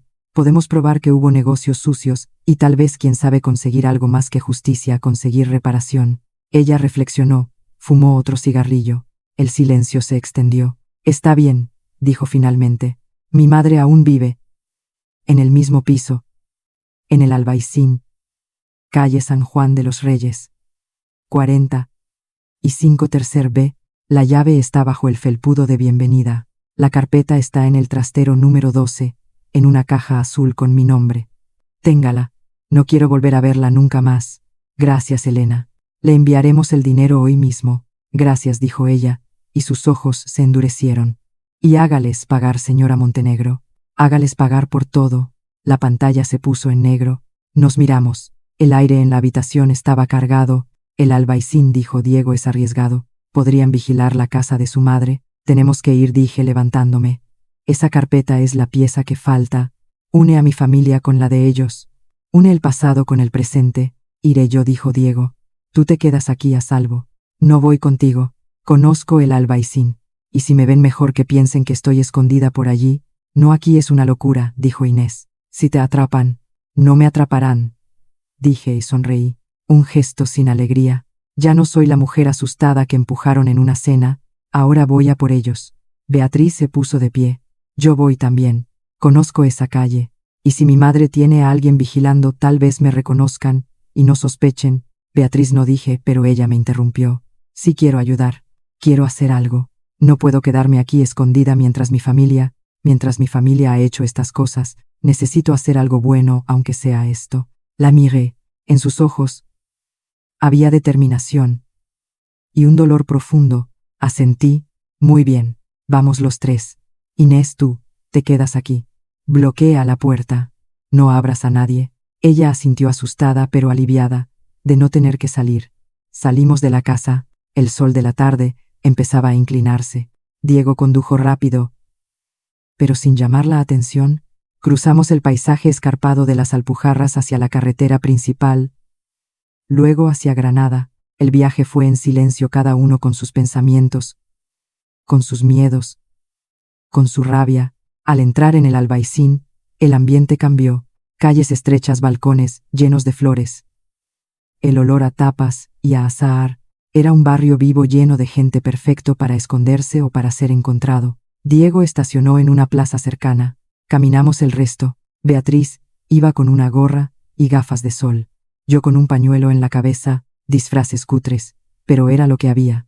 Calle San Juan de los Reyes 45. Un edificio antiguo con la fachada de ladrillo visto. La puerta de entrada estaba entreabierta. Miramos a nuestro alrededor. Nadie sospechoso. Subimos las escaleras rápidamente. Olía a fritura y a lejía. En el tercer B. La puerta era verde. Como había dicho, Elena, había un felpudo de bienvenida desgastado. Diego lo levantó debajo una llave oxidada. Abrimos. El piso era pequeño, oscuro, lleno de muebles antiguos y fotos de familia. No había nadie. Quizás la madre de Elena estaba en el hospital o de viaje. El trastero estaba en el patio interior. Bajamos. Había filas de puertas metálicas numeradas. La número 12 tenía un candado viejo. La llave de Elena lo abrió. Chirrido. Dentro. Olía a humedad y a pasado. Diego encendió la linterna de su teléfono. Cajas apiladas. Muebles viejos. Y en un rincón, una caja de cartón azul con Elena, escrito con rotulador negro. La abrimos. Encima había ropa de bebé, pequeños bodies, sin estrenar, unas botitas. Beatriz dejó escapar un sollozo ahogado. Apartó la vista. Debajo de la ropa había una carpeta de cartón gris. La abrí, dentro papeles, facturas amarillentas, listas de envíos, números de contenedor. Y en el membrete 2 nombres: Compañía Marítima del Sur SA, Puerto de Motril, y Montenegro Logística Buenos Aires. Las fechas: 1976, 1977. Los productos descritos eran vagos: maquinaria industrial, repuestos. Pero los números de contenedor coincidían con los de otros documentos que había visto en la carpeta de mi abuelo en Argentina, documentos que siempre me parecieron sospechosos. Ahora lo entendía. Eran armas o dinero, o ambas cosas. Y en una de las facturas, en la parte de abajo, una firma que reconocí porque la había visto en mi contrato de matrimonio y en los cheques de la asignación mensual: Federico Navarro, mi suegro, firmando como director de Compañía Marítima del Sur, la venta de maquinaria a la empresa de mi abuelo. Y al lado, otra firma temblorosa con tinta azul ya descolorida: mi abuelo Jorge Montenegro.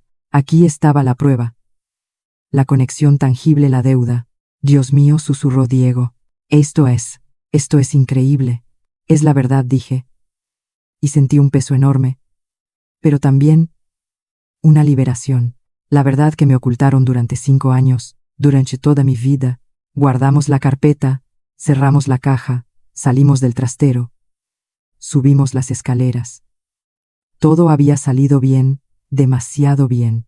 Al salir a la calle, la luz del atardecer nos cegó, y entonces los vi: 3 coches, 2 a cada extremo de la calle bloqueándola, y uno justo frente a nosotros, negro con las ventanillas tintadas. Las puertas se abrieron, hombres. Salieron 3 grandes con trajes baratos. No eran policías, eran matones. Y de detrás de ellos salió ella, menuda, elegante, con un vestido de lino beige y un sombrero que ocultaba su rostro. Pero la reconocí por su postura, por su aura de control absoluto. Carmen Navarro caminó hacia nosotros, lenta, segura. Sus tacones hacían un ruido seco contra el adoquín. Se detuvo a unos metros, nos miró uno por uno. A mí, a Diego, a Beatriz. Su mirada se posó en su hija. No había sorpresa, solo decepción. Beatriz, cariño, dijo con una voz dulce como el veneno. Ven aquí, vuelve a casa. Beatriz se estremeció, pero no se movió. No, mamá, ya no. Carmen sonrió. Una sonrisa pequeña, fría. Qué pena. Yo que pensaba que eras la sensata de la familia. Luego me miró a mí. Valeria, siempre causando problemas. ¿Qué tienes en esa carpeta, querida?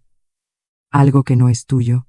Algo que siempre debió ser mío, respondí apretando la carpeta contra mi pecho.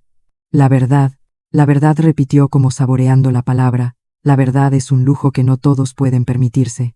Yo te ofrecí un buen acuerdo, 1 millón de euros, un apartamento. Podrías haberte ido a empezar de nuevo, pero no tuviste que cavar. Tuviste que remover el pasado, un pasado que incluye a mi familia, dije, y a la tuya. Un pasado de contrabando, de mentiras, y de asesinato, Carmen, el de mis padres también. Por un instante, algo cruzó su rostro.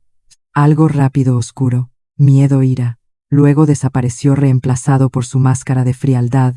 No sé de qué hablas. Tus padres tuvieron un accidente trágico, como mucha gente. Un hombre fue a verlos, un español, con un anillo con un águila como el de tu marido. Ella, no parpadeó. Hay muchos anillos con águilas, querida. Ahora dame la carpeta y la moneda, y te dejaré ir con el millón. Es mi última oferta. No, dije simple y llanamente. Carmen suspiró como si yo fuera una niña desobediente. Qué pena. Hizo un gesto con la mano a los hombres. Recuperen la carpeta y no sean demasiado bruscos. Al fin y al cabo es familia. Los 3 hombres avanzaron. Diego se puso delante de mí. Esto es un secuestro, un asalto. Llamaré a la policía. Llama, dijo Carmen con una sonrisa. A ver cuánto tardan en llegar y a ver a quién creen. A ti, un abogado ambicioso, y a ella, una extranjera resentida, o a mí, Carmen Navarro de Navarro, miembro de la Hermandad del Valle, presidenta de la Fundación Benéfica de la Cruz Roja Local. Los hombres estaban a solo unos pasos. Uno de ellos sacó una porra, otro unas esposas. Miré a mi alrededor. La calle estaba vacía, las ventanas cerradas. El Albaicín era un barrio de silencios cómplices. Entonces sonó un claxon fuerte e insistente.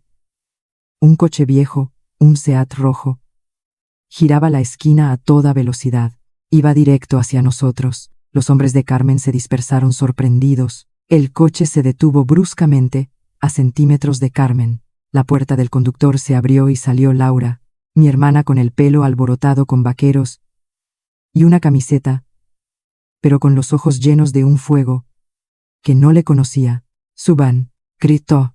No lo pensamos dos veces. Diego, Beatriz y yo corrimos hacia el coche. Entramos a empujones. Carmen gritó algo, pero sus palabras se perdieron en el estruendo del motor cuando Laura pisó el acelerador. El Seat rojo salió disparado calle abajo, esquivando los coches que bloqueaban la salida por milímetros. Miré por la ventana trasera. Vi a Carmen de pie en medio de la calle con el rostro distorsionado por una rabia pura. Vi a sus hombres corriendo hacia sus vehículos. Pero ya era demasiado tarde. Laura giró bruscamente, metiéndose por un callejón estrecho, luego por otro. Conocía Granada, o al menos conocía la necesidad de escapar. ¿Cómo? ¿Cómo has sabido?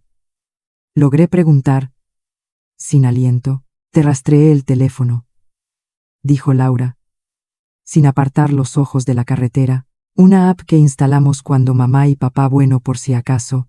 Vi que estabas en el Albaicín. Vine directa. Y cuando vi a esa bruja y sus matones, supe que tenías problemas. Me miró por el retrovisor. Así que, hermana, vas a contarme de una vez qué diablos está pasando. La miré a mi hermana pequeña, a la única persona de mi sangre que me quedaba, y por primera vez en mucho tiempo sentí que no estaba sola. Todo, dije abrazando la carpeta contra mi pecho. Te lo contaré todo, pero primero, sácame de aquí. Laura sonrió, un gesto feroz y hermoso. A donde tú digas, Valeria, a donde tú digas. Y el coche se adentró en el laberinto de calles de Granada, dejando atrás a mis suegros, a sus matones, y a un pasado que por fin comenzaba a desmoronarse. El motor del viejo Seat rugía mientras Laura conducía como una poseída por las calles de Granada. Giró bruscamente hacia la avenida de la Constitución, pasando junto a los jardines, cuyos árboles parecían observarnos con indiferencia. ¿A dónde?, gritó Laura, esquivando un autobús turístico. A la finca, respondió Diego aferrándose a la manilla. Pero da un rodeo por si nos siguen. Laura asintió, girando hacia el barrio del Realejo, perdiéndose en el laberinto de callejones tan estrechos que casi rozábamos las paredes con los espejos. En el asiento trasero yo abrazaba la carpeta gris. Beatriz a mi lado temblaba como una hoja. Mi madre, esos hombres, murmuraba en estado de shock. Tu madre ha cruzado una línea, dije, con una calma que no sentía. Ya no es solo una suegra despreciable, es una criminal que ordena secuestros. Después de 20 minutos de maniobras evasivas, Laura salió a la carretera de la sierra. Revisó repetidamente el retrovisor. Creo que los perdimos por ahora. El resto del viaje transcurrió en silencio roto, solo por el zumbido de los neumáticos sobre el asfalto. Llegamos a la finca al anochecer. Inés salió corriendo, pálida de preocupación. Pensé que os habían atrapado, casi, dijo Diego, cerrando con llave la puerta principal y colocando una silla debajo del pomo. Pero tenemos esto. Colocamos la carpeta sobre la mesa de madera del comedor. A la luz de una lámpara de queroseno la electricidad era irregular. La abrimos. Los documentos olían a tiempo y a secreto. Facturas, listas de envío, cartas mecanografiadas. Laura se sentó a mi lado, su hombro rozando el mío, un punto de calor en la habitación fría. Esto es de la empresa de abuelo, susurró pasando el dedo por el membrete de Montenegro Logística. Sí, y mira las firmas. Federico Navarro, Jorge Montenegro, uno junto al otro. Socios en el papel, enemigos en las sombras, según parecía. Diego, con su mente legal, fue directo al grano. Compañía Marítima del Sur, propiedad de Federico Navarro. Enviaba contenedores desde el puerto de Motril a Buenos Aires. Montenegro Logística los recibía y distribuía. Los productos están descritos como maquinaria pesada y repuestos industriales. Levantó la vista, pero los números de serie de los contenedores coinciden parcialmente con los de un cargamento interceptado por la aduana argentina. Un cargamento de fusiles alemanes. Hubo un escándalo menor. Se archivó. ¿Cómo sabes eso?, preguntó Beatriz. Diego esbozó una sonrisa cansada. Mientras conducía, envié algunos números a un contacto en el Ministerio de Justicia. Un antiguo compañero de la carrera, es especialista en crímenes de la dictadura. Me contestó hace 5 minutos. Mostró su teléfono. Dice que hay un archivo abierto pero inactivo. Los principales sospechosos, un tal J. Montenegro, y su socio español F. Navarro. Nunca hubo pruebas suficientes. O nunca se quisieron encontrar. Laura cogió una de las facturas, la estudió con ojos entrecerrados. Abuelo siempre dijo que su dinero venía del transporte internacional, que eran tiempos duros, que había que hacer lo que fuera para salir adelante. Mamá se ponía nerviosa cuando hablaba de eso. Miró hacia arriba. El hombre que fue a casa, el del anillo. ¿Crees que era Federico Navarro? No respondí, aunque la duda me corroía. Don Federico habría mandado a alguien. Él nunca se mancharía las manos igual que ahora. Pero entonces, ¿quién era?, preguntó Inés desde su rincón. Alguien a sueldo de los Navarro, dijo Diego. Un matón de entonces, un eslabón más en la cadena. La pregunta es, si tu abuelo era socio de Federico, ¿por qué hubo una deuda? ¿Por qué ese odio de Carmen hacia tu familia? Rebusqué en la carpeta. Bajo las facturas encontré un cuaderno pequeño forrado en cuero negro, el diario de mi abuelo. Lo abrí con manos temblorosas. Las páginas estaban llenas de una letra apretada en español, con algún que otro modismo argentino. 15 de marzo de 1977. F exige un envío más grande. Le digo que es demasiado arriesgado. Los militares de aquí están nerviosos. Dice que no me preocupe, que sus contactos en Madrid lo solucionan. Habla de su amigo, un tal coronel M. Le debo tanto. Si no fuera por el préstamo inicial, la empresa habría quebrado, pero cada vez me siento más sucio. 3 de mayo de 1977. El envío llegó. No eran solo armas. Había otras mercancías en contenedores sellados. Escuché llantos. Le pregunté a F por teléfono. Se rió. Dijo: no preguntes, Jorge. Es la parte más lucrativa. Carne fresca para los burdeles de los oficiales. Colgué y vomité. Dios mío. ¿En qué me he metido? Dios mío. Susurró Laura, dejando el cuaderno sobre la mesa como si me quemara. No solo armas, trata de personas. El horror llenó la habitación. Beatriz se llevó las manos a la boca. Inés comenzó a llorar en silencio. Diego palideció. Esto es monstruoso, logró decir. Seguí leyendo con voz mecánica, como si al pronunciarlo pudiera exorcizar el horror. 10 de junio de 1977. Le dije a F que quería salirme, que me daría por satisfecho con lo ganado. Se enfadó mucho. Dijo que había firmado un pacto de sangre, que si le fallaba mi familia, pagaría las consecuencias. Tu hija es muy guapa, Jorge. Y tus nietas. Cuando las tengas también. Fue una amenaza clara. Colgué temblando. Mi hija, mi madre. Yo aún no había nacido.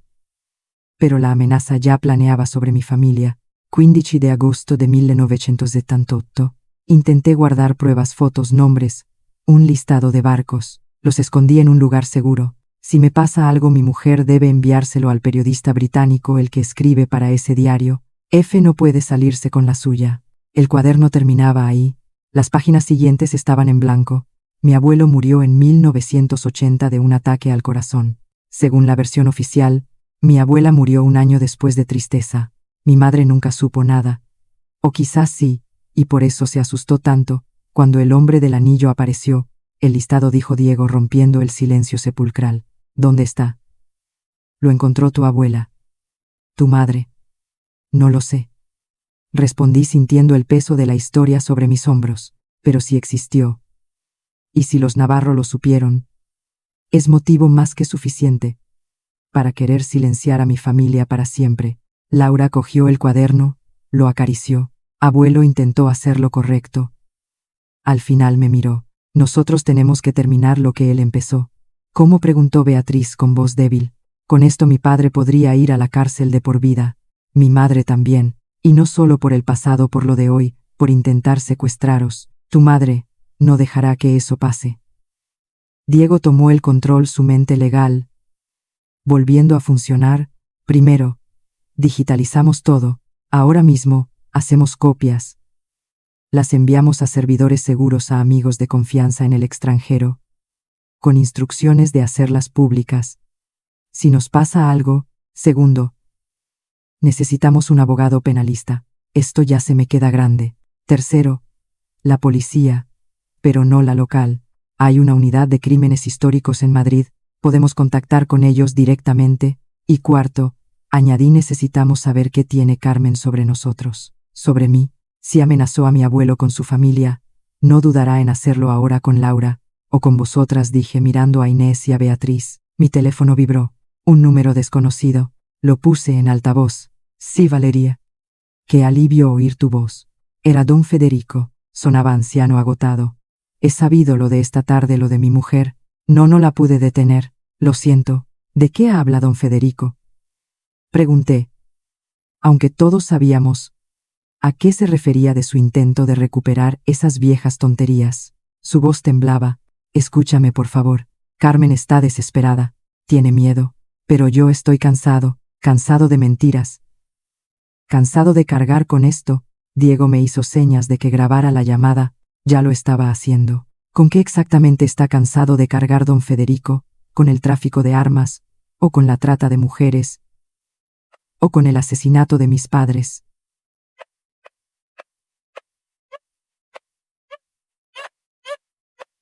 Con el silencio prolongado, luego un suspiro largo y tembloroso. Tu abuelo Jorge era un buen hombre. Al principio honesto. La guerra, la necesidad, lo corrompió como a muchos. Yo solo era un intermediario, un enlace.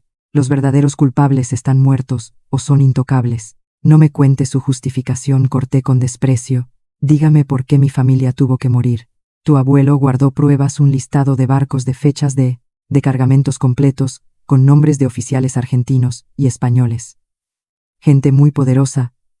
Aún, hoy, cuando Jorge quiso salirse, mis socios, no los míos, los de más arriba, dijeron que era un riesgo, que había que silenciarlo. Yo me opuse. Te lo juro. Pero Carmen dijo que era nuestra oportunidad. Que si ayudábamos, nos protegerían. Nos darían más contratos legítimos. Así que dejaron que asesinaran a tu abuelo. Fue un ataque al corazón, protestó, pero su voz carecía de convicción. Y mis padres también fue un ataque al corazón, o un accidente de coche muy conveniente. Don Federico guardó silencio de nuevo. Cuando habló, era casi un susurro. El hombre del anillo se llama Arturo Vargas. Era él, el encargado de los asuntos sucios para los nuestros y para los argentinos. Un fanático, cree en la hermandad hispánica, en tonterías falangistas. Cuando supo que la hija de Jorge, tu madre, se había casado y tenía hijas, sintió que el secreto seguía vivo, que el peligro persistía. Carmen le dio tu dirección en Argentina, como gesto de buena voluntad, para demostrar que seguíamos siendo leales. Yo no lo supe hasta después. Te lo juro. Laura dejó escapar un grito ahogado. Yo sentí un vacío en el pecho, un frío que llegaba hasta los huesos. Lo sabía, lo había sabido desde el momento en que Hugo lo insinuó, pero oírlo confirmado era diferente. Usted es tan culpable como ella, dije con una voz que no reconocía como mía. Por omisión, por cobardía. Sí, gritó él. Y por primera vez, la máscara del patriarca se resquebrajó por completo. Soy un cobarde. He vivido 50 años con miedo.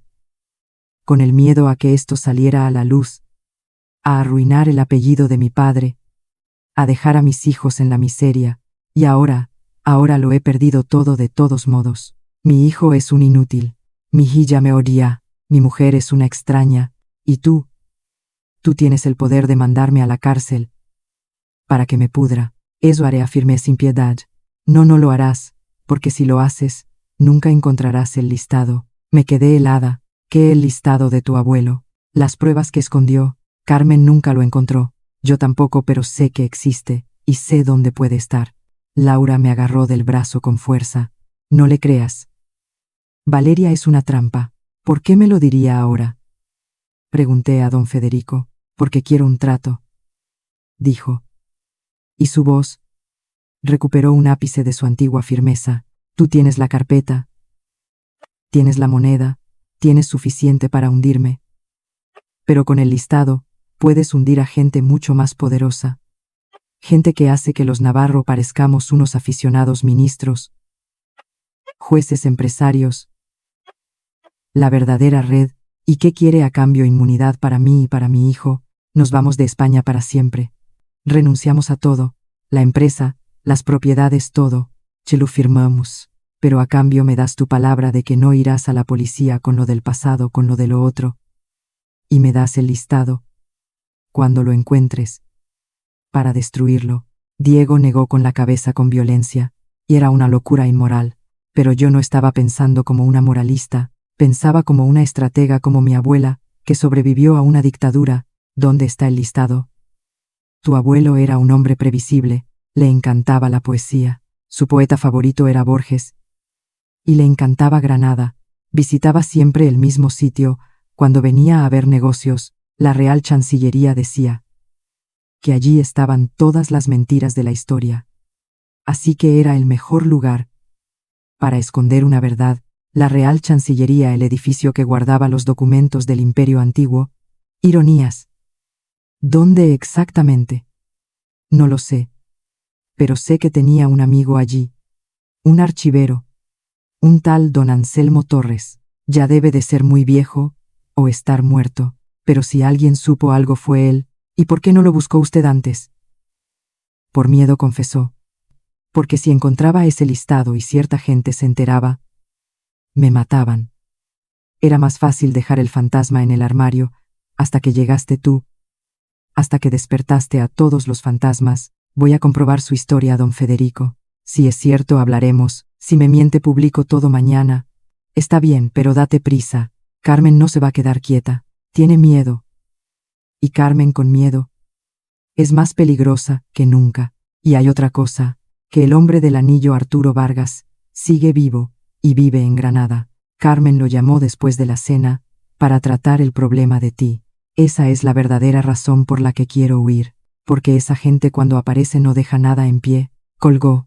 La habitación estalló en voces. Es una trampa, gritó Diego. Te está llevando a un lugar público, para que te atrapen, o para que ese tal Vargas te encuentre.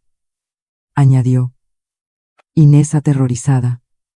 ¿Y si es verdad?, preguntó Laura con los ojos brillantes. Si existe ese listado, y tiene nombres de gente poderosa, eso es lo que abuelo quería. Es su legado, no podemos ignorarlo. Pero es peligroso, dijo Beatriz. Mi padre nunca hace nada por altruismo. Tiene un motivo oculto, siempre. Yo miré la carpeta abierta, el cuaderno de mi abuelo, la letra temblorosa de un hombre asustado, que intentó al final redimirse. Iré, dije en voz baja. Pero Clara, a la Real Chancillería, a buscar a ese archivero, a encontrar el listado. ¿Y qué hacemos con esto?, preguntó Diego, señalando la carpeta. Lo digitalizas como dijiste. Y luego, preparas 2 paquetes, uno a la Unidad de Crímenes Históricos de Madrid, otro a ese periodista británico, que menciona a mi abuelo, por si acaso. Valeria, no puedes ir sola, dijo Laura. No iré sola. Tú vendrás conmigo, Laura. Eres mi familia.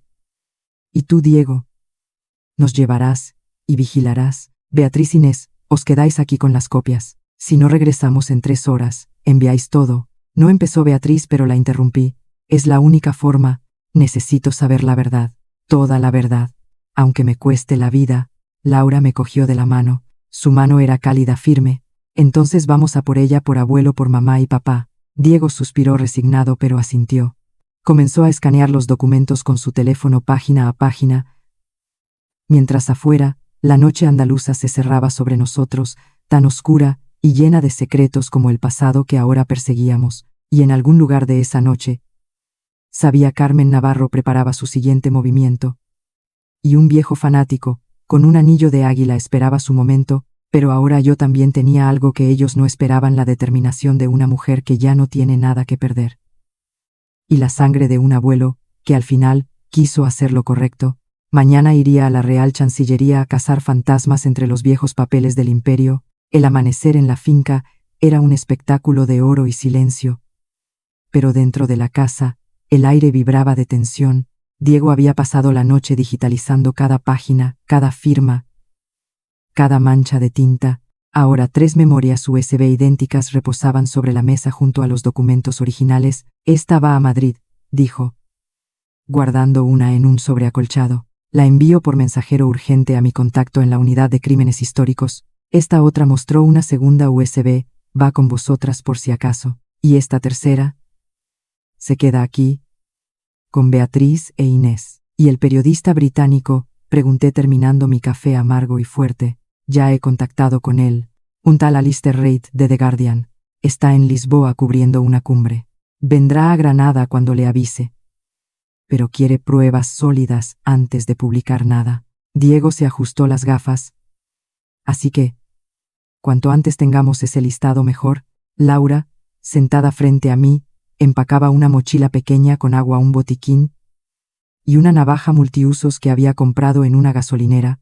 Su gesto era concentrado, decidido. Mi hermana pequeña había madurado 10 años en una noche. No deberíamos separarnos, dijo Inés, mirando por la ventana como si esperara ver aparecer los coches negros entre los pinos. Juntos somos más fuertes. Juntos somos un blanco más fácil, corrigió Diego con suavidad. Aquí estáis relativamente a salvo. Nadie sabe de este lugar. Nosotros iremos, buscaremos y volveremos. Con suerte antes del mediodía. Beatriz, que había permanecido en silencio, se acercó. Tenía los ojos hinchados pero secos. Mi madre conocerá al archivero, don Anselmo Torres. Es probable. Ella conoce a todo el mundo que importa en Granada, o que importaba. Si va allí, será con una sonrisa y una amenaza velada. Tenéis que llegar antes que ella. ¿Crees que irá? Pregunté. Si mi padre le ha contado lo de la llamada, sí irá, para destruir el listado antes de que lo encontréis, o para tenderos una trampa. Beatriz me cogió de la mano. Sus dedos estaban fríos. Por favor, ten cuidado, Valeria.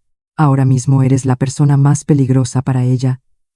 Y mi madre no deja peligros con vida. Sus palabras, dichas con una calma aterradora, se quedaron flotando en la habitación.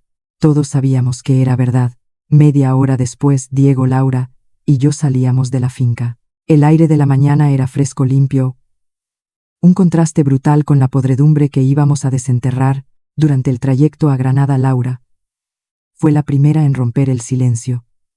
¿Cómo era él, nuestro abuelo? En las fotos siempre parecía triste. Era un hombre callado. Respondí recordando las pocas veces que lo vi antes de morir, siempre con un libro en la mano y con los ojos puestos en algún lugar lejano, como si viera algo que los demás no podíamos ver. Ahora entiendo por qué. ¿Crees que nos hubiera querido a nosotras? Digo, sabiendo el peligro que traía nuestro apellido. Creo que por eso se alejó, dije, para protegernos. Lo que no sabía era que la mancha es hereditaria, como la deuda. Diego, al volante, escuchaba en silencio. Al entrar en la ciudad habló. La Real Chancillería abre a las 8:30. Son las 8:10. Iremos directos a la sección de personal. Preguntaremos por Torres con discreción. Si no está, buscaremos a alguien que lo conociera, un veterano. ¿Y si está la policía?, preguntó Laura. ¿O los hombres de tu suegra? Entonces nos vamos. Y recurrimos al plan B. ¿Cuál es el plan B?, preguntó Laura. Diego y yo intercambiamos una mirada. No tenemos un plan B, confesó. Pero suena bien decirlo. Aparcamos en una calle lateral, a 2 manzanas del imponente edificio. La Real Chancillería, con su fachada de piedra y sus siglos de historias robadas, se alzaba ante nosotros. Un lugar perfecto, había pensado mi abuelo, para esconder una verdad entre millones de mentiras. La sala principal era un vasto espacio de mármol y madera iluminado por la luz que entraba por los altos ventanales. Olía a polvo antiguo, a papel, a siglos. Unos pocos investigadores madrugadores trabajaban en silencio en las mesas. El sonido de las páginas al pasar era el único ruido. Nos acercamos al mostrador de información. Una mujer joven con gafas y un aire de eficiencia nos sonrió. Buenos días. ¿En qué puedo ayudarles? Buenos días, dijo Diego con su mejor tono de abogado educado. Estamos buscando a un antiguo archivero, un tal don Anselmo Torres. Sigue vinculado de alguna manera a la institución. La sonrisa de la mujer se desvaneció un poco. Don Anselmo. Sí, claro. Una institución en sí mismo. Trabajó aquí más de 40 años. Se jubiló hace 15, creo, pero viene algunos días por las mañanas. Le gusta revisar ciertos fondos, ayudar a los investigadores. Es un pozo de sabiduría.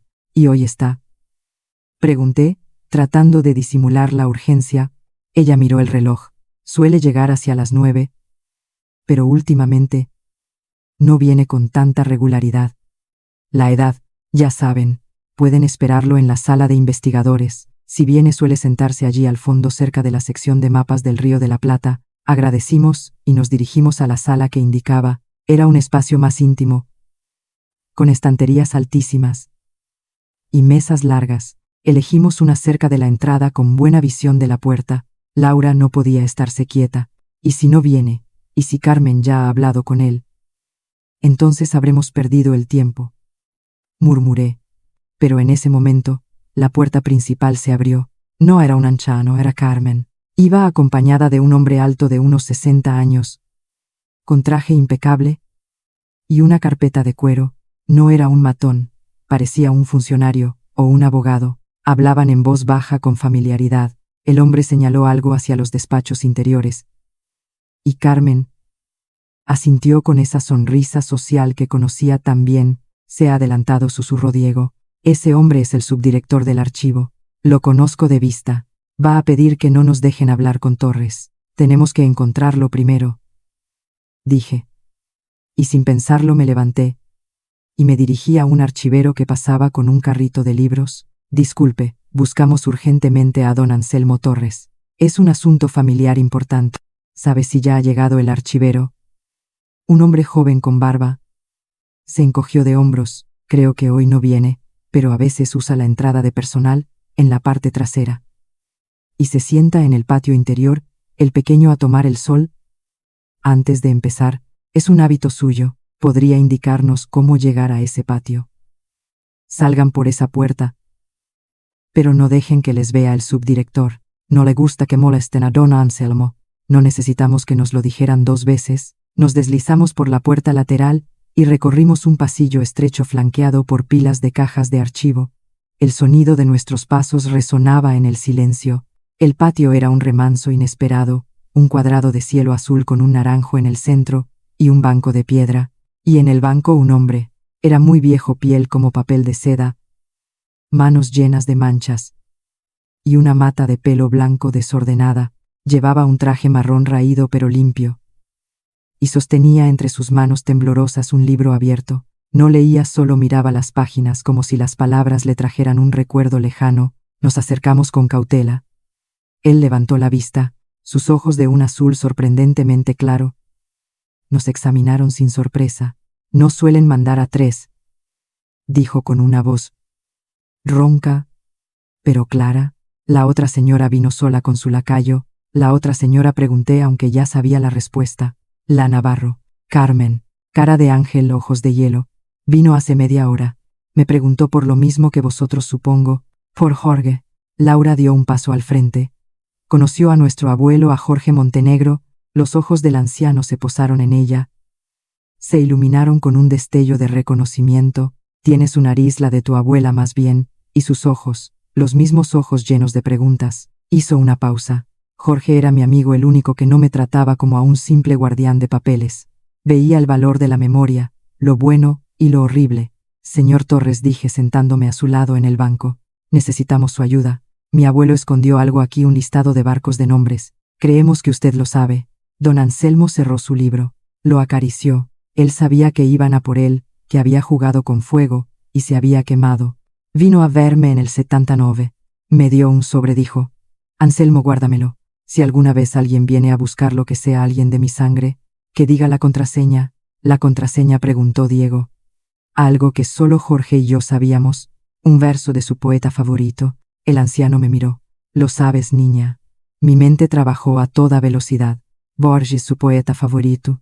Recordé el cuaderno. Recordé una frase subrayada que mi madre repetía. A veces como un conjuro. Ya no será mágico el mundo. Empecé. Don Anselmo negó lentamente con la cabeza. Es de no. Laura a mi lado murmuró. El olvido es la única venganza y el único perdón. El anciano se quedó quieto. Luego, una lenta sonrisa iluminó su rostro arrugado. Esa es la última línea de los justos. Jorge decía que era la verdad más triste y más hermosa. Suspiró. La otra señora no lo sabía. Se inventó un par de versos. Pobrecita, se fue furiosa. Dijo que volvería con una orden judicial. Mentira. No tiene tanto poder, aunque cree que sí. Entonces, ¿tiene el listado?, pregunté, conteniendo la respiración. No aquí, demasiado peligroso. Bajó la voz. Después de que Jorge muriera, hubo registros discretos de gente con mucho poder. Yo no era tonto. Lo trasladé a un lugar donde nadie lo buscaría. Dentro de otra mentira, dentro de otro crimen. ¿Dónde?, preguntó Diego. En el legajo del contrabando. Un expediente del siglo XVII sobre un capitán que traficaba con tabaco y especias es tan común, tan inocuo, que nadie lo mira dos veces. El microfilm está dentro de la guarda del libro de registro pegado con un adhesivo especial. Legajo 3457, estante 22. En el depósito antiguo, ¿podemos acceder?, pregunté. Necesitaréis un pase de investigador. Yo puedo firmarlo. Pero tendréis que ser rápidos. La Navarro habrá dejado a alguien vigilando, y ahora que habéis dicho la contraseña el reloj corre, porque si ella no pudo obtener el secreto de mi boca intentará conseguirlo siguiéndoos. Don Anselmo se levantó con dificultad. Nos guió de vuelta al interior a una pequeña oficina llena de papeles. Firmó 3 pases de investigador, con una caligrafía temblorosa pero elegante. El depósito antiguo está en el sótano. Bajad las escaleras al final del pasillo principal. Es un laberinto. El estante 22 está en la sección de América Meridional. Cuidado con el vigilante. Se llama Paco. Es un holgazán. Pero si la Navarro le ha dado dinero os delatará. Tomamos los pases. Al salir de la oficina Diego nos detuvo. Tenemos que separarnos, es lo más seguro. Laura y yo bajamos al sótano. Tú, Valeria, vigila aquí arriba. Si ves a Carmen, o a alguien sospechoso, llámanos al móvil en vibración. No voy con vosotros, protesté. Necesitamos ojos arriba, insistió Diego. Tú la conoces mejor que nadie. Puedes anticipar sus movimientos. Sabía que tenía razón. Aunque me repugnaba, asentí. Tened cuidado. Laura me apretó el brazo y junto con Diego, se dirigió hacia la puerta que llevaba a los sótanos. Yo me quedé en la sala de investigadores, fingiendo hojear un catálogo con el corazón latiéndome en la garganta. Los minutos pasaron. Cada susurro, cada paso me hacía volverme. No había Carmen. Vi al subdirector hablando por teléfono con gesto serio. Luego vi a un hombre. No iba bien vestido. Llevaba una chaqueta de cuero gastada y pantalones vaqueros. Estaba de pie junto a la entrada principal observando la sala.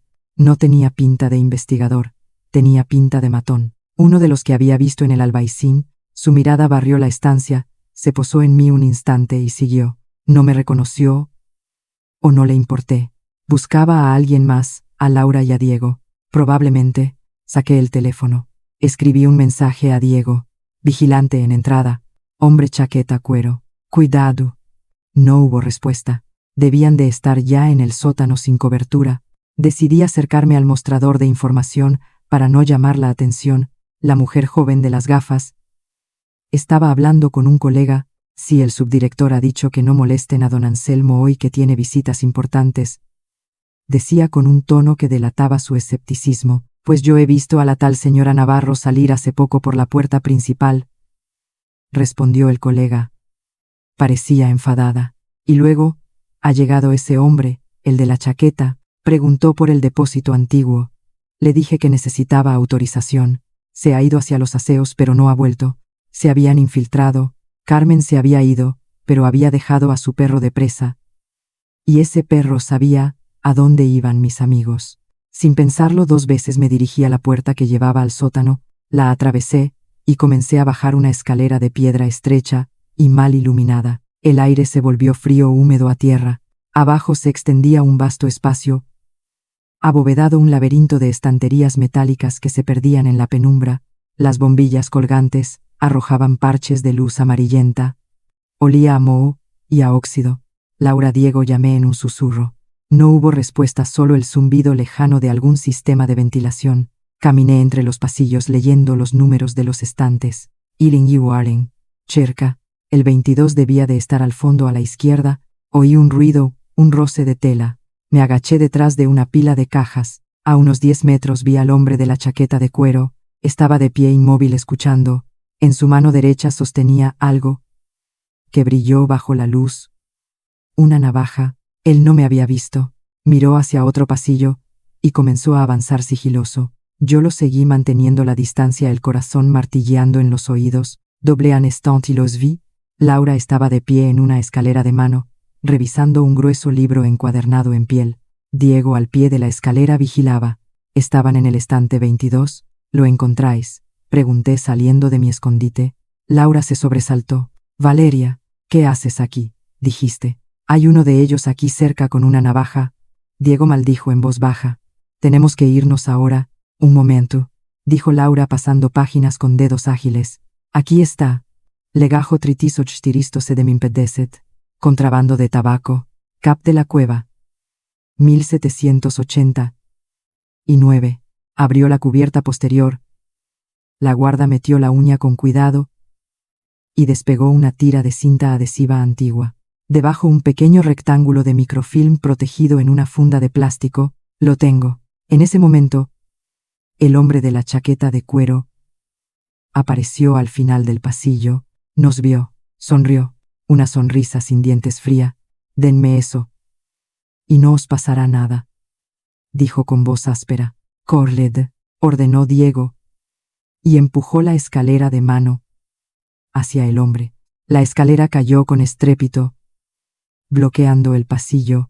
El hombre la esquivó con agilidad pero perdió un segundo. Nosotros echamos a correr en la dirección opuesta, adentrándonos en el laberinto de estanterías. Por ahí, gritó Laura señalando una puerta metálica con un cartel de salida. Corrimos detrás, oímos los pasos del hombre cada vez más cerca. Diego alcanzó la puerta. Primero la empujó. No se abría. Está bloqueada. El hombre estaba a solo un pasillo de distancia. Podía vernos. Levantó la navaja. No tenéis por dónde escapar, niños. Miré a mi alrededor desesperada. A la izquierda, había una mesa con material de restauración, frascos, pinceles y un pequeño extintor. Lo cogí. Apártense, grité y arranqué el pasador. Una nube blanca y densa de polvo químico salió a presión llenando el pasillo. El hombre tosió cegado. Nosotros retrocedimos buscando otra salida. Aquí Laura había encontrado una rendija, entre dos estanterías, un espacio estrecho que llevaba a otro pasillo paralelo. Nos deslizamos por él. Llegamos a una zona de archivos más nuevos, con cajas de cartón, y ahí al fondo, otra puerta con un ojo de buey. A través del cristal se veían escaleras que subían. Diego probó el pomo, cedió. La puerta se abrió con un chirrido. Subimos los escalones de 2 en 2. Arriba emergimos en un pasillo lateral de la planta baja cerca de la salida de emergencia. La luz del día nos cegó. Alzó de Diego. Salimos a la calle lateral. Nuestro coche estaba a 50 m. Corrimos. Justo cuando llegábamos, un coche negro con las ventanillas tintadas apareció a la vuelta de la esquina y se detuvo bruscamente, bloqueando la salida. La puerta trasera se abrió y salió Carmen. No estaba enfadada. Estaba tranquila. Mortalmente tranquila. En su mano llevaba un pequeño revólver elegantemente disimulado bajo un pañuelo de seda. «Qué casualidad encontrarnos aquí, Valeria», dijo con su voz melosa. «Parece que tienes algo que me pertenece». Laura, a mi lado, apretó el microfilm contra su pecho. «No le pertenece. Pertenece a la justicia». Carmen rió, un sonido seco y desagradable. «La justicia, qué palabra más bonita. La justicia la escriben los que ganan, querida. Y hoy voy a ganar yo». «Hay copias», dije con más valor del que sentía. «Si nos pasa algo, todo se hace público». «Oh, lo sé. Tu abogado ha sido muy diligente. Pero las copias necesitan el original para tener fuerza». «No. Y los testigos pueden ser desacreditados o silenciados». Su mirada se posó en Laura. «Tu hermana es muy joven. Qué pena que haya viajado desde Valencia para meterse en esto». En ese momento, se oyó una sirena lejana, pero acercándose. Carmen frunció el ceño. Miró hacia la calle principal. La sirena se hacía más fuerte. «Parece que alguien ha llamado a la policía», dije. Y fue cierto. Diego, mientras corríamos, debía de haber marcado el 112. Carmen calculó rápidamente. El riesgo era demasiado alto. Una escena pública con testigos, con policía, no era su estilo. «Esto no ha terminado», dijo con una sonrisa que no llegaba a sus ojos. «Guarda bien ese juguetito, Valeria, porque te lo voy a quitar. Y cuando lo haga me llevaré todo lo que te queda, absolutamente todo». Entró de nuevo en el coche. El conductor dio marcha atrás rápidamente y desapareció en el tráfico. Nos quedamos temblando apoyados contra nuestro coche, mientras la sirena se hacía ensordecedora y un coche patrulla de la Policía Nacional giraba a la esquina. «¿Qué hacemos?», preguntó Laura, todavía pálida como la cera. «Les contamos una verdad a medias», dijo Diego recuperando el aliento. «Que nos han amenazado que nos han perseguido. Pero no mencionamos el microfilm. Todavía no. El policía que bajó del coche era joven con cara de pocos amigos. ¿Qué pasa aquí? Hemos recibido una llamada diciendo que había un altercado, posible agresión con arma blanca. Ha sido un malentendido, dije con la voz lo más firme que pude. Un intento de robo, creemos. El hombre huyó. Ya está todo tranquilo. El policía nos miró con desconfianza, pero al no haber heridos ni denuncia, solo tomó nota de nuestros datos y nos dejó irnos sin antes advertirnos. Una vez en el coche con las puertas cerradas, Laura sacó el microfilm, lo sostuvo a la luz del sol. En la tira de plástico se veían filas y filas de nombres, fechas, números diminutos pero claros. Y ahora preguntó. Ahora respondí mientras Diego arrancaba y nos alejábamos del archivo. Vamos a revelar esto, y luego vamos a hacer que todo el mundo sepa que se escondió en los sótanos de la historia, y quiénes fueron los hombres que lo hicieron. Mientras Granada pasaba ante la ventana radiante y engañosa, sentí el peso del microfilm en mi mano. No era solo una lista, era la llave para abrir todas las puertas que Carmen y los suyos habían cerrado con llave durante décadas. Y esta vez no iba a fallar. El fantasma de los Montenegro por fin iba a hablar. Y toda Granada, desde la Alhambra hasta el río, iba a escuchar su historia. El laboratorio fotográfico estaba en el sótano de una tienda de cámaras en la calle Mesones. Era de un amigo de la Universidad de Diego, un tipo llamado Santi que no hacía preguntas y necesitaba dinero. El olor a productos químicos era fuerte, acre, pero era un olor a verdad, a revelación literal. Santi, un hombre de pelo rasta y manos llenas de tatuajes, introdujo el microfilm en el escáner digital con movimientos expertos. Esto es viejo, muy viejo, pero se ha conservado bien. 5 minutos, y lo tendremos en la pantalla. Esos 5 minutos fueron una eternidad. Laura no podía estarse quieta. Diego revisaba su teléfono constantemente esperando noticias de Madrid o de su contacto policial. Yo solo miraba la máquina, el haz de luz que recorría la tira de plástico, extrayendo secretos enterrados. El ordenador emitió un pitido. Santi hizo clic, y en ese pequeño y oscuro sótano, frente a la luz parpadeante de un monitor, el imperio de cristal de la familia Navarro comenzó a resquebrajarse definitivamente. Habían creído que el dinero y el poder los hacían intocables, olvidando que la verdad, por más profundamente que se entierre, siempre germina. Buscando la luz, yo ya no era la nuera desechable, ni la extranjera sin apellido, era la llama que iba a consumir su falso honor. Algunos fuegos destruyen, pero este, sabía yo, era necesario para purificar. La partida no había terminado, pero al mirar esos nombres en la pantalla, supe que el jaque mate ya estaba dictado.